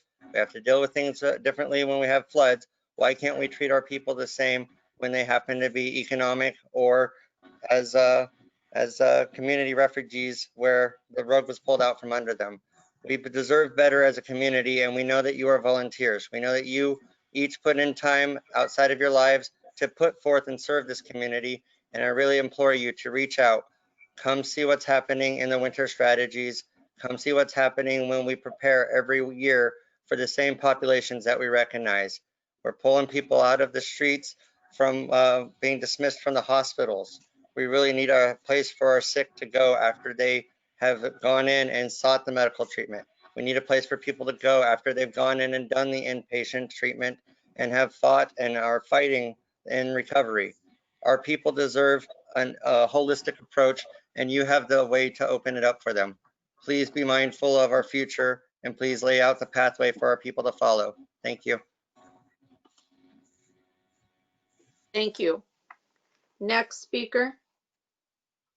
Mayor, your next speaker is David Grimes, followed by Jennifer Potter. And David, if you unmute yourself, you should be able to speak. Great. Can you hear me? Yes. Thank you very much.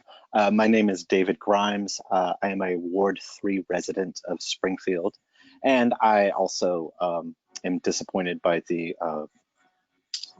City Council's allowing the upcoming contract to not have a limited duration of 1 year. I think that there's a national outcry, a local outcry as well, and there needs to be more immediate discussion about accountability, reform, and justice, and even funding of our police. And having a multi-year contract, I think, sends a message of little regard for the recent unrest and kind of locks us in to and I know that we can make some changes, but I think it does limit our ability to bring strong institutional systemic change to the police force. Also, I think that the mayor's blue ribbon panel sounds extremely exciting, but without a shortened contract period for the SPA, I mean, any recommendations regarding policing, as well as any public feedback, would really have to wait until 2023. And I just think that that's too long for us to have to wait. Thank you very much. Thank you. Oh, thanks. Next speaker. Mayor, your next speaker is Jennifer Potter, followed by Patrick Tierney. And Jennifer, Hi, if you unmute your. Yeah, can you hear me? Yes. Yes.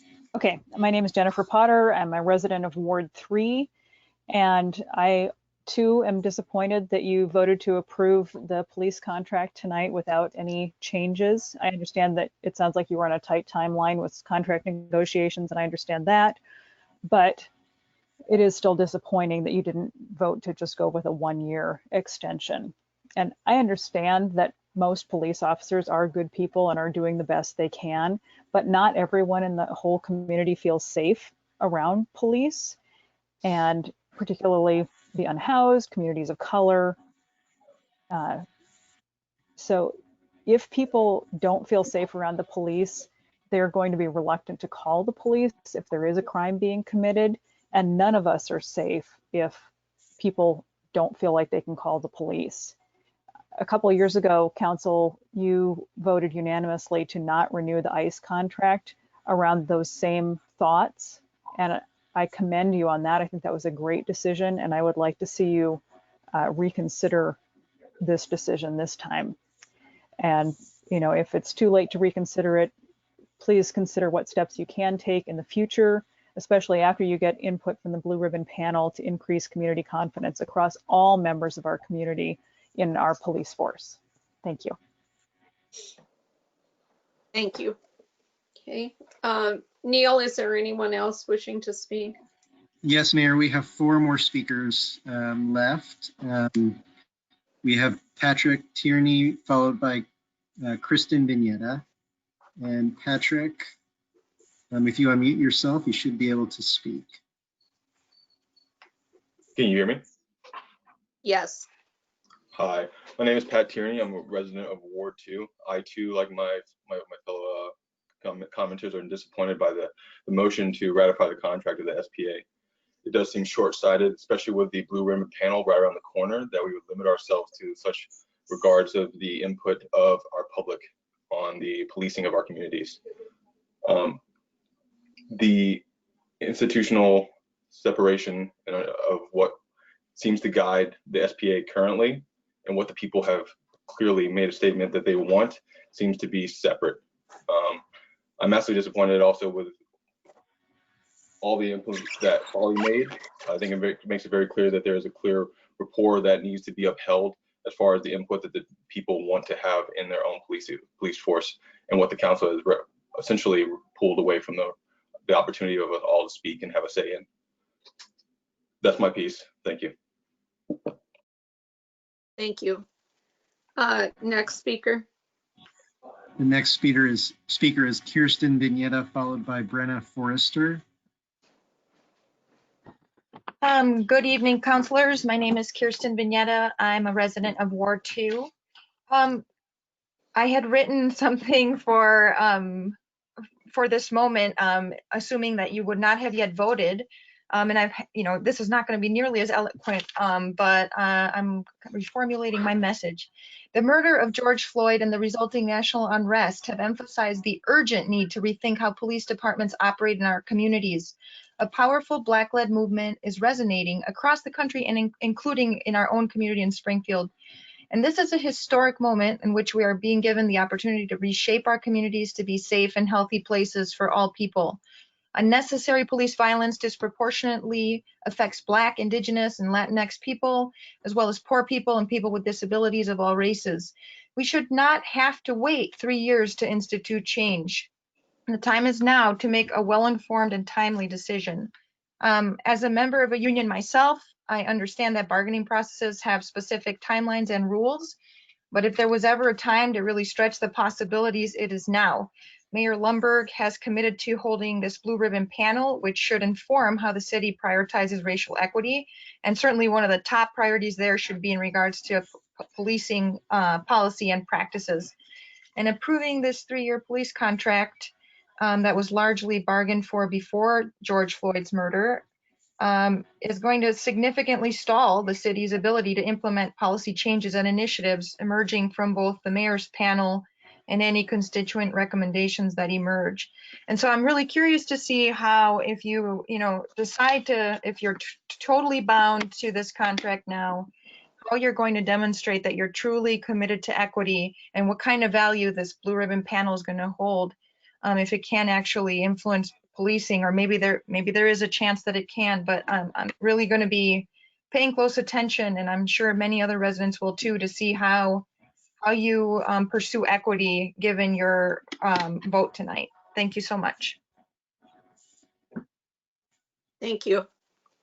Next speaker. Mayor, the next speaker is Brenna Forrester, followed by Robert Conrad.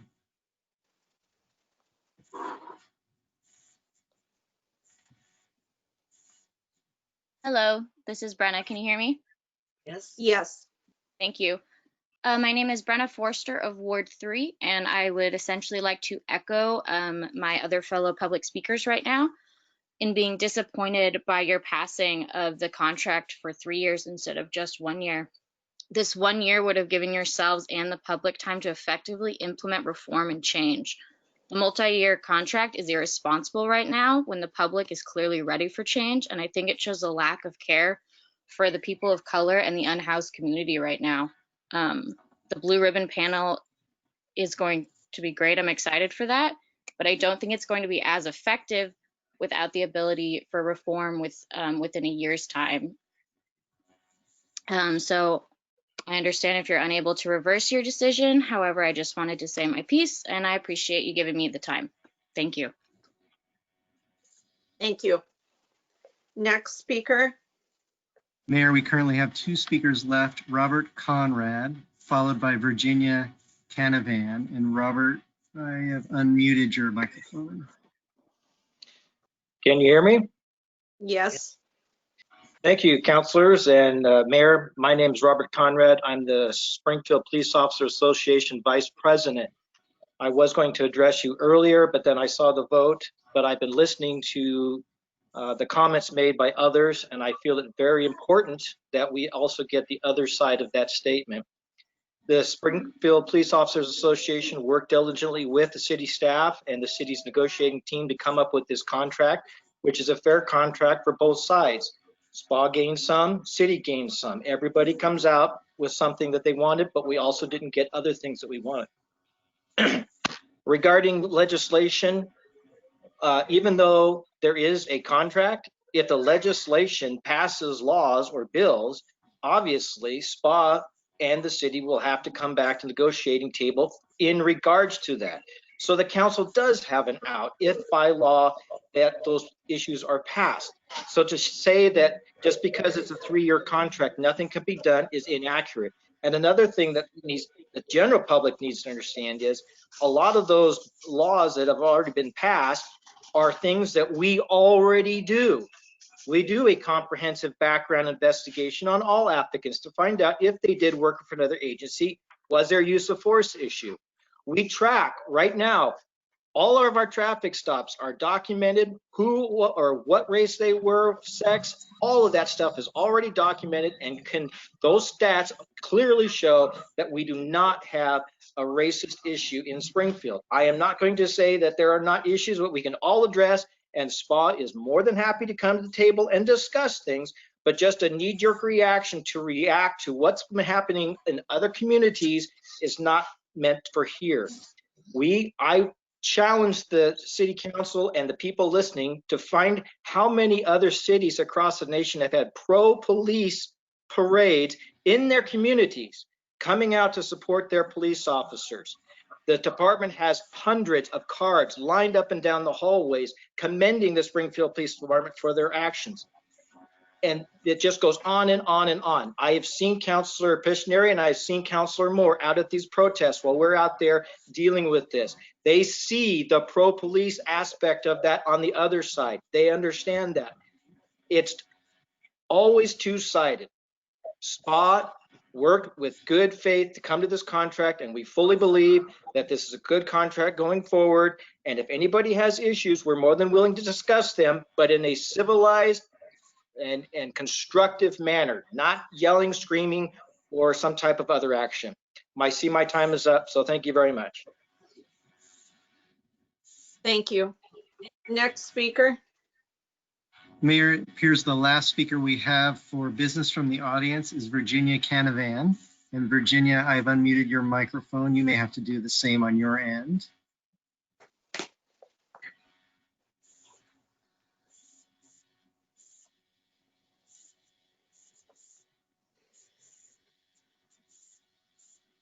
Virginia, it's telling me that you're muted on your side. Okay, can you hear me now? Yes. Yes. I too have been trying to change my comments and thought I had done so until the representative from SPA spoke, and I haven't had time to really change those since then. But my name is Jenny Canavan, and I live in Ward 2, and I'm a steering committee member of SAFER, which is the Springfield Alliance for Equity and Respect. So as I won't go into it, as others have said, I'm deeply disappointed in the renewal of the contract and think that a mistake has been made.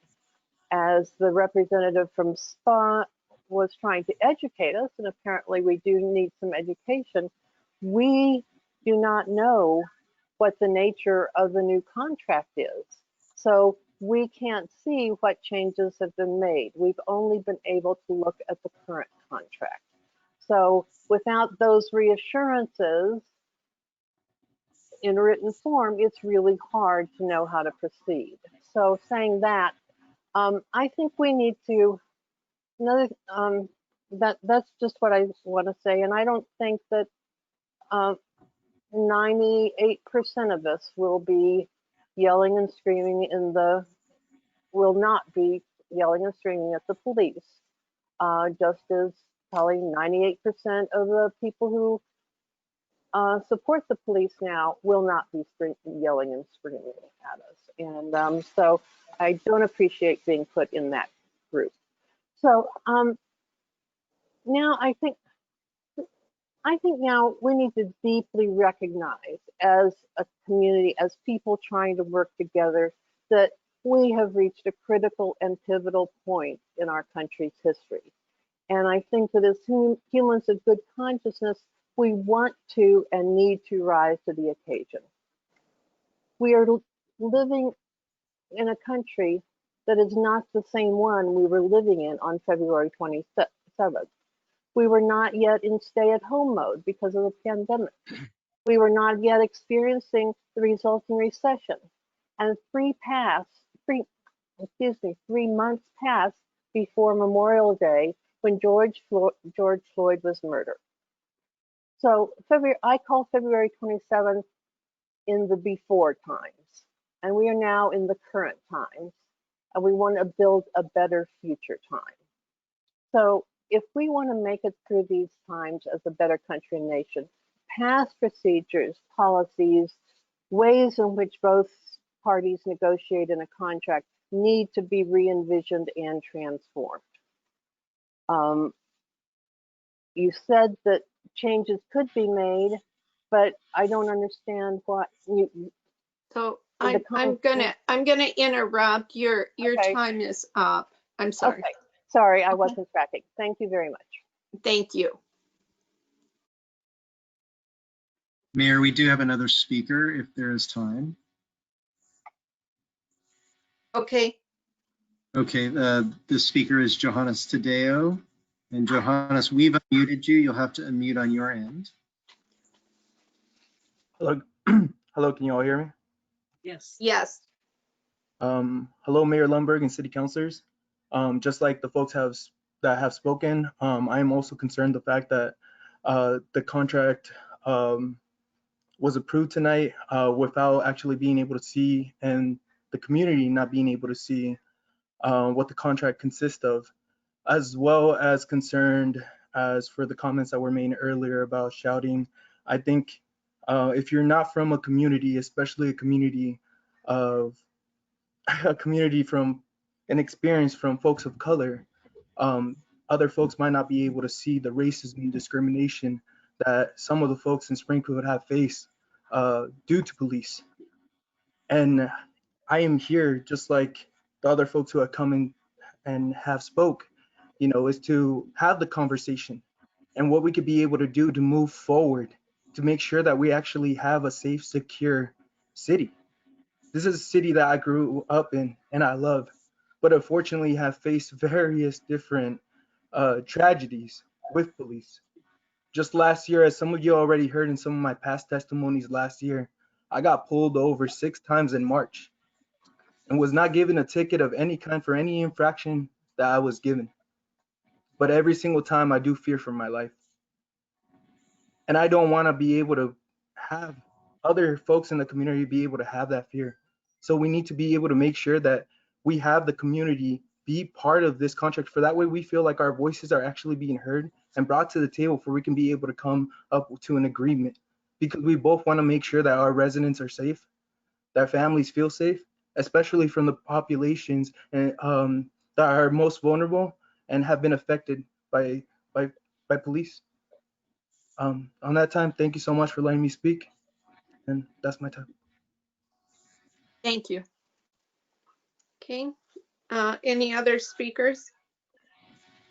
Thank you, Mayor. It appears that is all of the speakers that we have on business from the audience. So in terms of other testimony? Mayor, the council did receive emails. I believe there were 27 emails that were forwarded to the council. Most, if not all, asking for a limits to the spa contract to 1 year. Okay. And that's all of the input under business from the audience? Yes, Mayor, there's no one else here in the building and no one else waiting to speak. Okay, thank you. Councillor Stair? Thank you, Mayor. I wanted to say that I'm very sympathetic to the concerns that were expressed here tonight. I have marched with Black Lives Matter more than once since the George Floyd murder. I was very concerned also to I'm concerned about the contract myself, but I also wanted to say that council was consulted at every step of this process by Human Resources and Shane Hertz when he was negotiating this contract.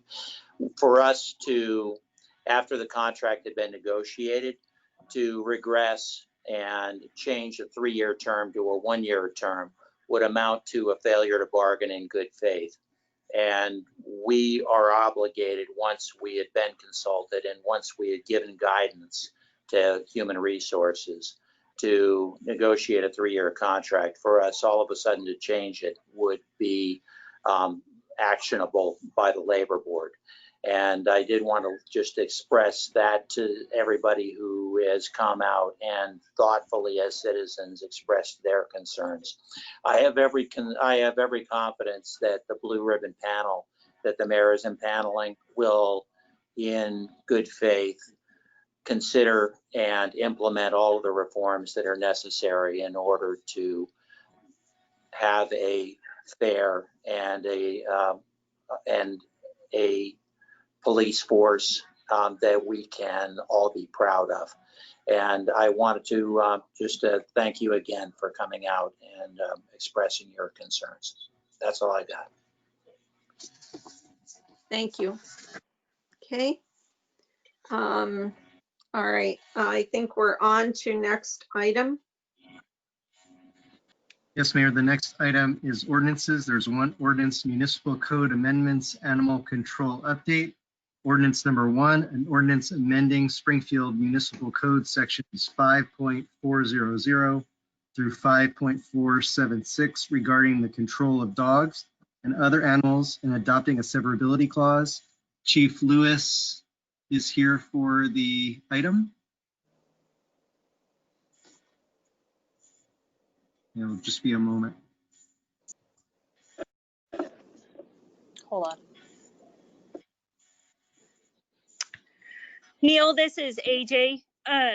Chief Lewis is in the council chambers if there is any questions. I'm just clarifying that this ordinance is being brought back as a first reading due to the initial time that it was brought. The actual ordinance was not a part of the council packet. So upon legal advice, we have resubmitted this as a first reading.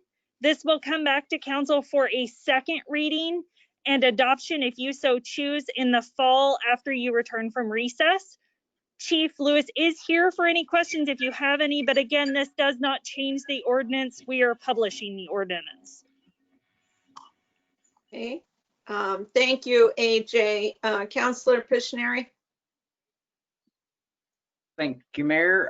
Just reading through that, and I apologize, I just caught it for the first time.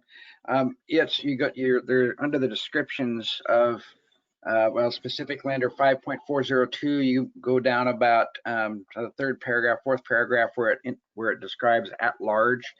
And the change, of course, is in the off color. I don't know what that color is called, close to purple, I guess. It indicates a dog or other animal, and that got me curious. I wanted to see what the description of what an animal was, and going up to 5.402 up towards the top where it says animal adult, and it describes in subsection 1 and 2, fowl, poultry, rabbit, et cetera, et cetera. But I do know that we went round and round and we included miniature pigs in our codes, and it doesn't. I don't see pigs mentioned in any of this ordinance.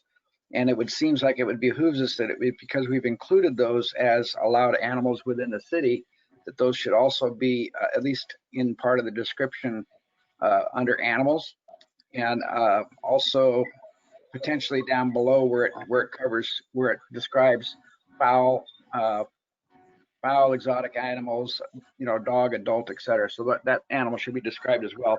So I think it's just an animal that's been missed.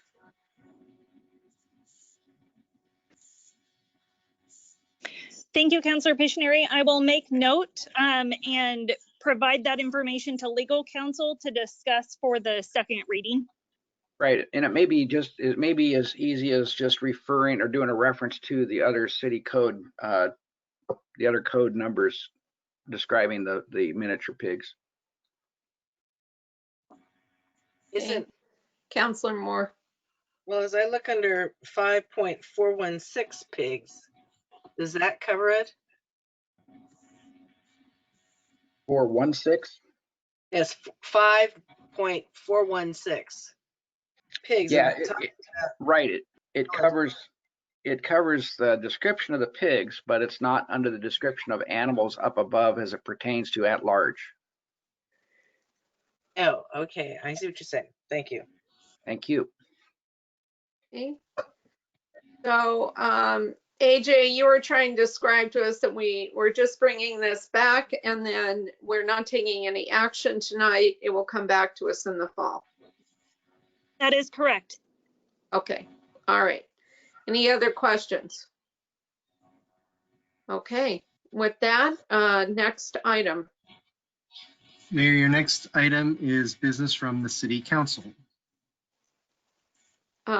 Councilor Woodrow.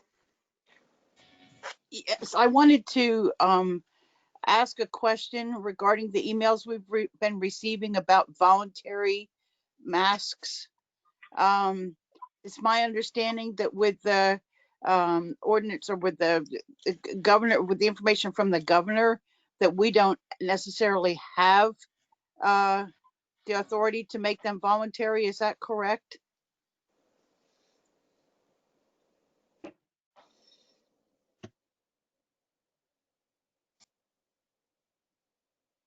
Councilor Woodrow, this is Mary Bridget. I Yes. can jump in. That's correct. The governor is, or the state is requiring face coverings in areas open to the public unless the person has some kind of disability and needs an accommodation. Right. So, I mean, because we've received several emails asking us to make it voluntary, and I didn't think that that was under our purview. Yeah, I wouldn't say we have that discretion now. Okay, thank you. Okay. Councilor Moore. Yes, I just wanted to thank, is it Brooke Muthafen for the work on the Canines for Clean Water calendar. I don't know how many applicants, how many pictures she received, but I did have an opportunity this week to go through and look at really cute pictures, and I appreciate very much all the work that's been done on that calendar. Thank you. Okay. Councilor Mo. What last thing about the police contract? I was part of the process when we went through those negotiations, and it would have been really, really ugly if we had not passed that. I did not want to do that. I wanted to go for 1 year, but we couldn't do it. But as I said, things are going to be changing. And we in Springfield, in the Springfield Police Union, I would like to be a part of this. Changes are going to be made. Help us do it. Or state legislature is going to do some, but we need to identify that and do that within ourselves. Thanks. Okay. Thank you. Anything else? Councilor Van Gordon. I guess 2 comments about the police union, and then I'll talk about a housing thing that's coming up. One of the comments, I really appreciated the first update that we saw for the police body cam project. I know it was just an initial memo saying, hey, we got started, but I was glad to see that come in our packet of information. One of the things that I constantly hear from the public, we saw it in the emails, was, again, questions about policy. How long are we going to keep it? Camera footage, how we're going to use them. And as we get further into this, I hope we can see some of that information come back so that we have some talking points to talk to the public about, because we have to make sure we have both the body cameras and clarify which situations and how they're going to be used. The second thing was just a sort of a, and I really heard it tonight about labor contracts in general. If when we prep we have, I don't know, half a dozen labor contracts, but when we prep the contract in general, usually we see the financials. I would think it would be helpful to just put the contract language in there. We might have done that in the past and it's been forgotten, but I think just publishing the contract language and the financials would be helpful. And then the third thing, I know a lot of times I talk about this property that's on Q Street and in about 16th, 17th. It's right next to Sherry's house. It's a big field. Sub controls that piece of property. We control about a third of the acre. Sub's talking about their water needs in that piece of property, I think on Wednesday. It's in their upcoming meeting. I know Christine's writing a letter to their board encouraging them to start the process to make that available for a land bank site. I'm going to write some public feedback, you know, from as a private citizen, encouraging them to find a way to make that a land bank site. That's probably the best piece of land we've seen from a land bank site in all this searching for affordable housing. So I would encourage you guys to send you know, notes or lobby the subboard to get some direction to their staff about that this thing needs to be made surplus and available to build housing on. That's all I had. Thank you. Okay. Anything else? Okay. Next item. Mayor, the next item is business from the city manager. Item number 1, Community Development Block Grant, Coronavirus CDBG CV funds allocation. Aaron Fifield is here for the staff report. Good evening, Mayor, councilors. I'm here tonight with the request to approve an allocation for the use of federal Community Development Block Grant coronavirus funds. These funds were awarded to the city of Springfield as part of the Federal CARES Act. This allocation is in addition to the annual CDBG entitlement funds, but is still subject to federal CDBG requirements, the Eugene Springfield Consolidated Plan, and must be used to prevent, prepare for, or respond to the coronavirus. The city has received $327,000. I'd like to just sort of describe some of the process on how we got to this allocation and then ask for your direction. So staff received initial direction from a council subcommittee on June 15th to release a draft proposal to the public for comment. That proposal allocated most of these funds toward the strategy to support a human services delivery system, emphasizing the support for community members to remain housed through programs such as emergency housing assistance to fund both direct payments and delivery costs, as well as senior meal delivery.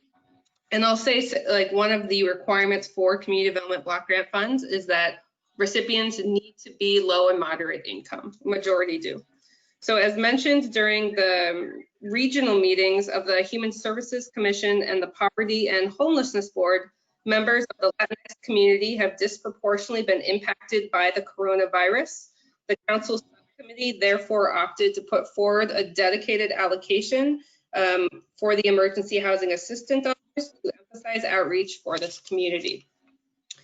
The draft allocation was available for 5 days for the public. A notice was published in the Register Guard and was emailed to interested parties list. 3 comments were received from the Lane County Human Services Division, the Springfield Eugene Tenant Association, and Catholic Community Services of Lane County, all in support of the draft allocation, particularly its emphasis on stabilizing renters, as well as the focus on the Latinx community. On June 24th, the Council Community Development Advisory Committee held a public hearing. No one spoke, but members of the committee reviewed the council draft and public comments received. The committee was in support of council's draft, but they wanted to rework the arrangement of funds using a percentage allotment for the Latinx community. You'll have you see both recommendations in your packet. So tonight, I'm asking for you not only to approve the substantial amendment to allocate these funds. But staff is also recommending that the city partner with Lane County to distribute these funds to existing partners who are already carrying out activities in our community. So I can pull up sort of a summary of the allocation, but I would like to add something that's not in the packet. If you agree that the city should partner with Lane County, staff would like to recommend we move $30,000 from grant administration to the Emergency Household Assistance Program, given that it would result in a reduced burden for city staff. So I'll go ahead and pull that up, and I'm available questions. I say I'm going to pull it up, but then I should check with AJ if I can share my screen. Okay. Thank you. Are there questions?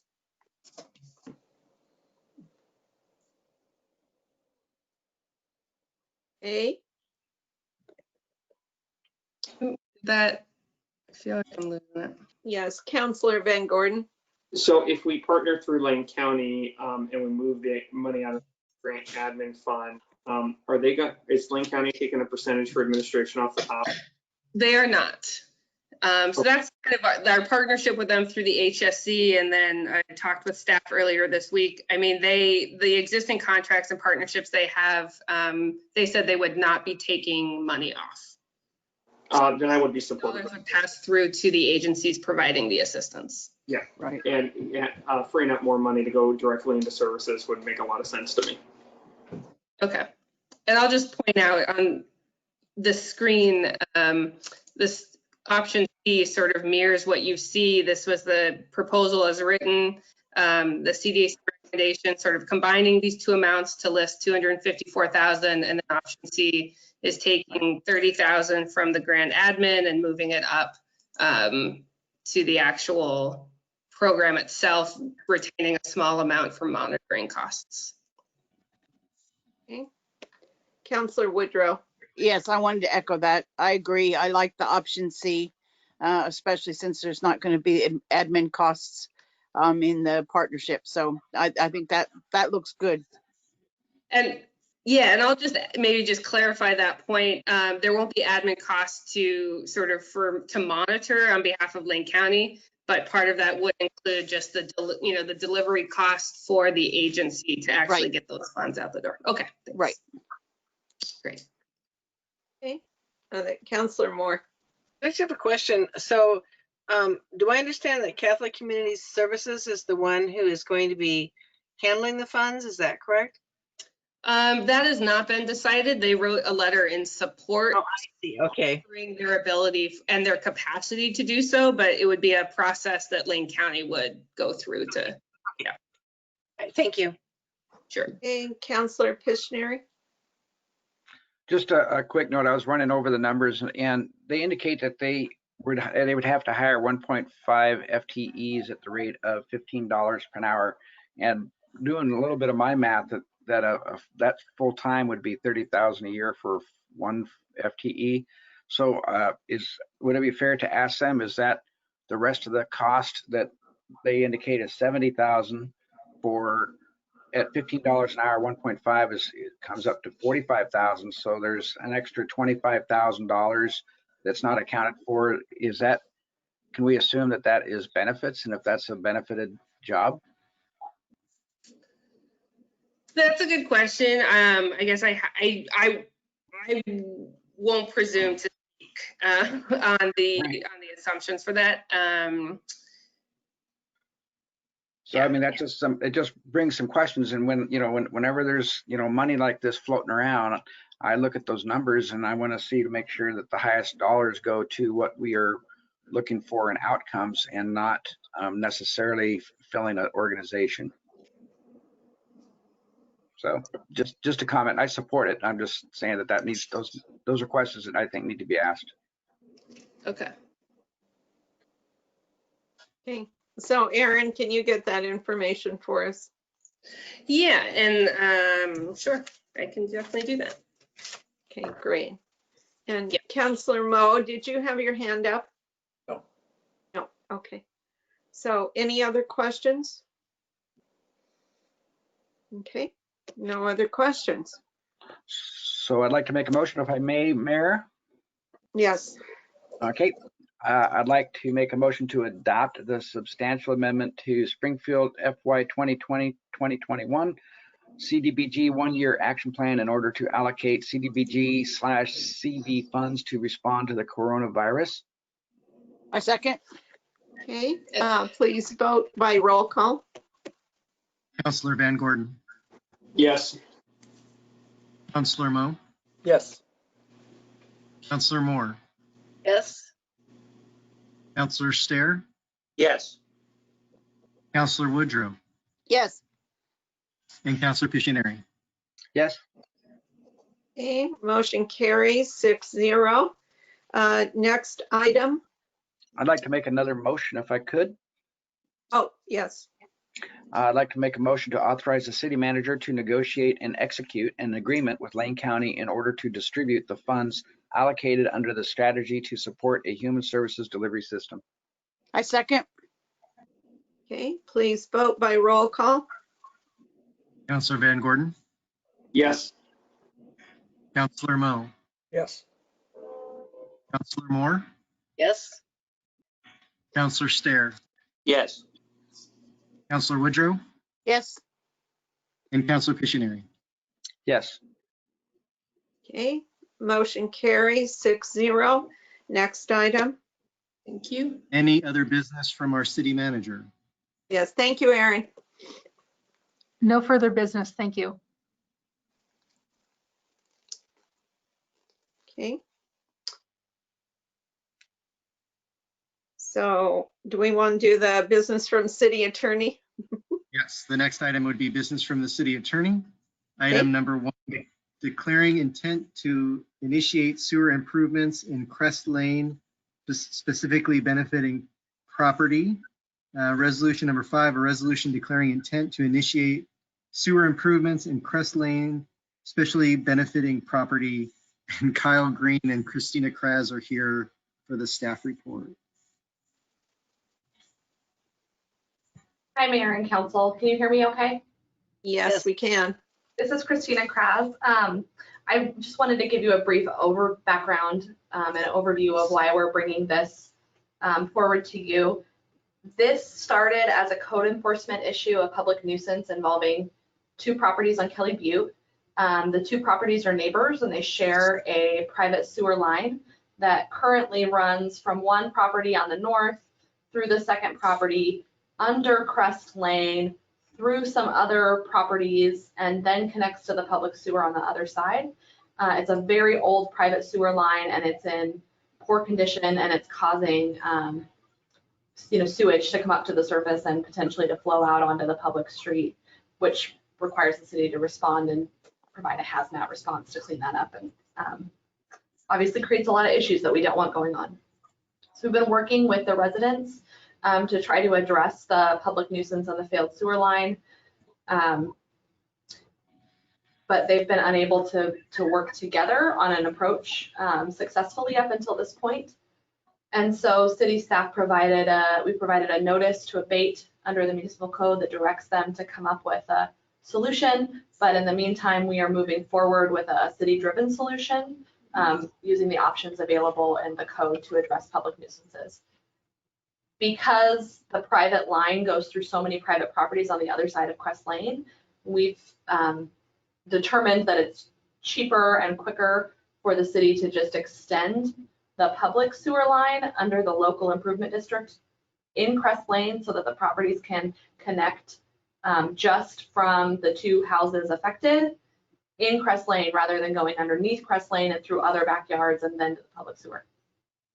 And I apologize, we don't have any easy to view diagrams tonight.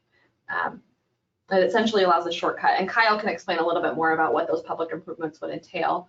But if you approve the resolution tonight, then that's just to get the ball rolling on this process for the public sewer extension. There would be an additional 2 additional public hearings at a later date. The first public hearing would follow this one and would probably require you to meet over your recess briefly for that purpose. That public hearing would include a formal report from the city engineer that describes the public improvements, and we would give formal notice to the property owners, and they could file any written objections to forming the local improvement district. And then by ordinance, you would adopt the district. The city would then contract for the work or perform the work. If we contract for it, we follow contracting law and how we would award that. And then after the work is done, there would be another public hearing to assess the cost of that improvement onto the property owners. And there are some advantages to the property owners to paying that assessment under the city's program than if they were to pay it up front. The city has a fairly low interest rate for assessments as compared to other private lenders, and those are paid back over 10 years at a time through the same program the city uses for assessing systems development charges for sewer connections, for example. And so I'll let Kyle explain a little bit about what just the overview of what the public improvement would consist of. Thank you, Christina. So what we are looking at is an existing sanitary sewer line that is in Crest Lane. It terminates currently at a manhole at the east end of 724 Crest Lane. And in order to provide public sanitary sewer to serve these properties, we would be looking at an extension approximately 130 feet to the west to intercept what we know to be the crossing point from where the existing private sanitary sewer lines cross Crest Lane. So it would be a trench cut into Crest Lane, laying new sanitary sewer main line and installation of a new manhole with a private sewer lateral then going over to the adjacent private property that we're talking about serving here. We've done some preliminary work as far as surveying and things to make sure that this option is feasible, and everything that we have at this point looks to be that it will be feasible to serve the properties in this manner as Christina mentioned. So that is pretty much the extent of the public sewer extension that we're talking about. So with that, are there any questions? Councilor Pishinari.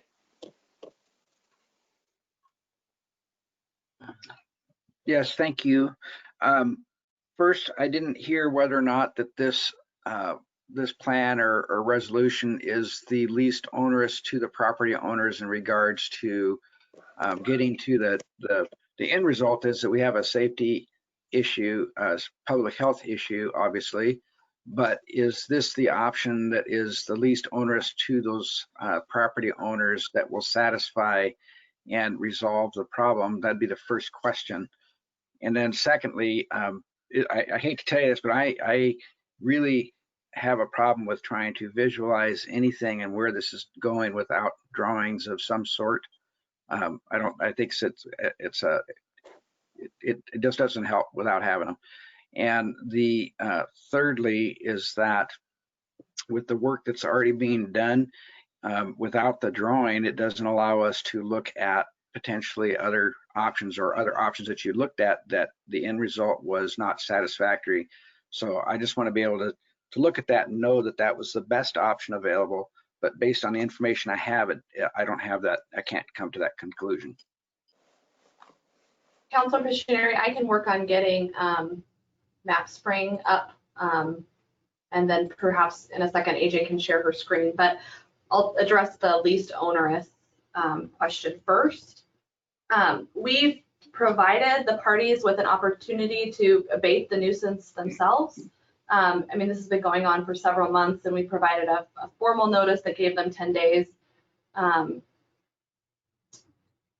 in writing, and then we haven't gotten any response from them. So we think that this is the most viable approach that's most cost effective to them that we can actually implement as a city. But if there's a less onerous option available to them, then up until the time that we are doing the work, they can still come up with their own solution and do that. We're not trying to take over or prevent them from coming up with a better alternative that they can execute.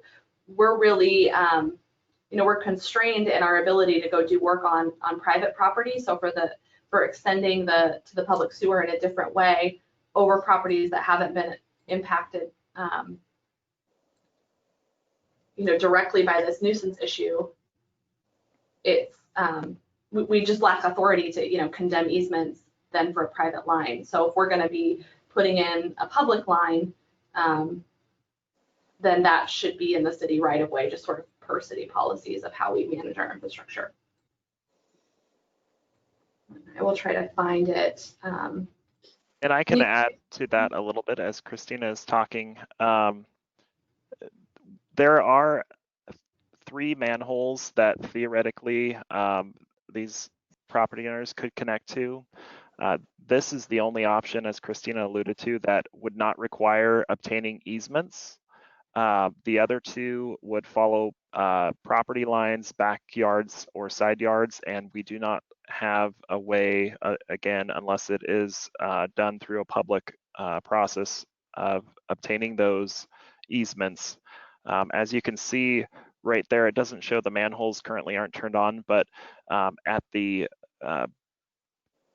northwest corner of 748 Crest Lane is a manhole that is proximate to the properties, but we'd be talking about crossing over 815, that property there along the southern side of that property. And without having easements in place or other current legal means to get there, that provides some challenge. The current manhole that we're talking about extending is at the very bottom edge of the screen, and it's going to run a new sanitary sewer main line west in Crest Lane in front of 724 Crest Lane, approximately to the intersection, a little bit further even, yeah, right around there. So it's about 130 feet that we're talking about. And just for reference, the existing sanitary sewer line runs, it's north of the private line, rather, is north of 749, and it runs between 749 and 724, crosses Crest Lane, heads south, adjacent to 713 on the left side of 713, continues southward to a manhole that is located in the backyard of 673. So that is the connection point of the private line. It goes all of that direction. It kind of, you know, weaves between houses, and as far as we've been able to research, there aren't any current easements for that. Yeah, so it doesn't, from our records, it does not go under any houses. From what we've seen, it kind of jogs around 713 and 673, but it more or less follows that kind of pathway that's shown there. That's very helpful. I do appreciate that a lot. So yes, thank you. And if that's and Christina, if that's our best option, then obviously then I support that. Thank you very much. You're welcome. Oh, sorry. Go ahead.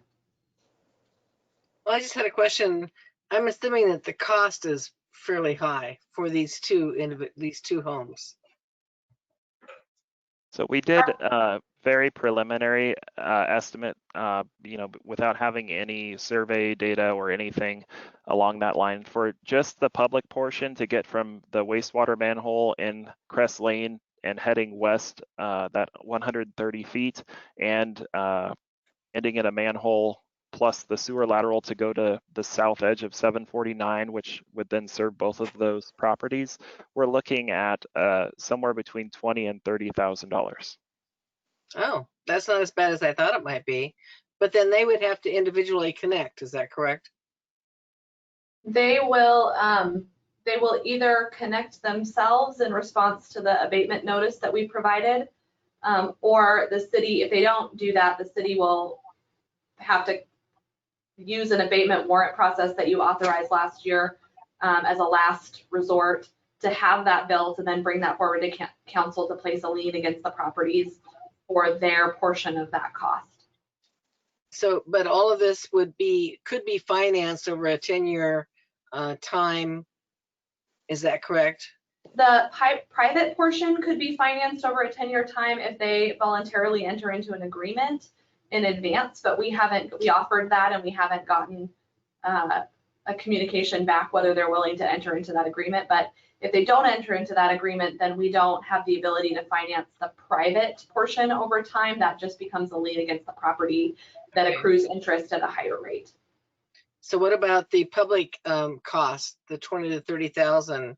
Yes, that's financed over 10 years per the city's assessment process, whether they, under a local improvement district, whether they enter a voluntary agreement in advance or not. Okay, all right, thank you. Okay. Other questions? Yes, Councillor Mo. This is about 3 blocks from my house, and I've been up there and looked at it. It's through no fault of their own that this has happened. An old private sewer line was put in years ago, and everything's built up around it. And when it failed, there was no way to fix it. So we're having to go through this process. So that's how it happened. Okay. Right. Any other comments, questions? Looking for motion. I've got one. Okay. Like to make a motion to adopt resolution number 5. I second. Okay. Vote by roll call. Councillor Van Gordon, Yes. Councillor Mo, Yes. Councillor Moore, Yes. Councillor Stair, Yes. Councillor Woodrow, Yes. and Councillor Pictionary. Yes. Okay. Motion carries 6 in favor, none opposed. Next item. Those are all the items tonight, unless there is additional business from the city attorney.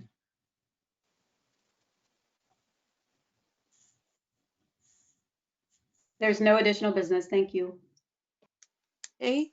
Well, with that, this was one long meeting, but it's also the last meeting for summer break. So, yep, we crammed everything in. There's always, a chance that we would come back over the summer, but for the most part, I'm hoping everybody has a great summer, enjoys time off, and so far the weather's been great, and enjoy yourselves. So, thank you. We'll see you, everybody, in the fall. Thank you. Stay safe. Yes, that too. Have a good summer, everybody. Yes, you too, Leonard.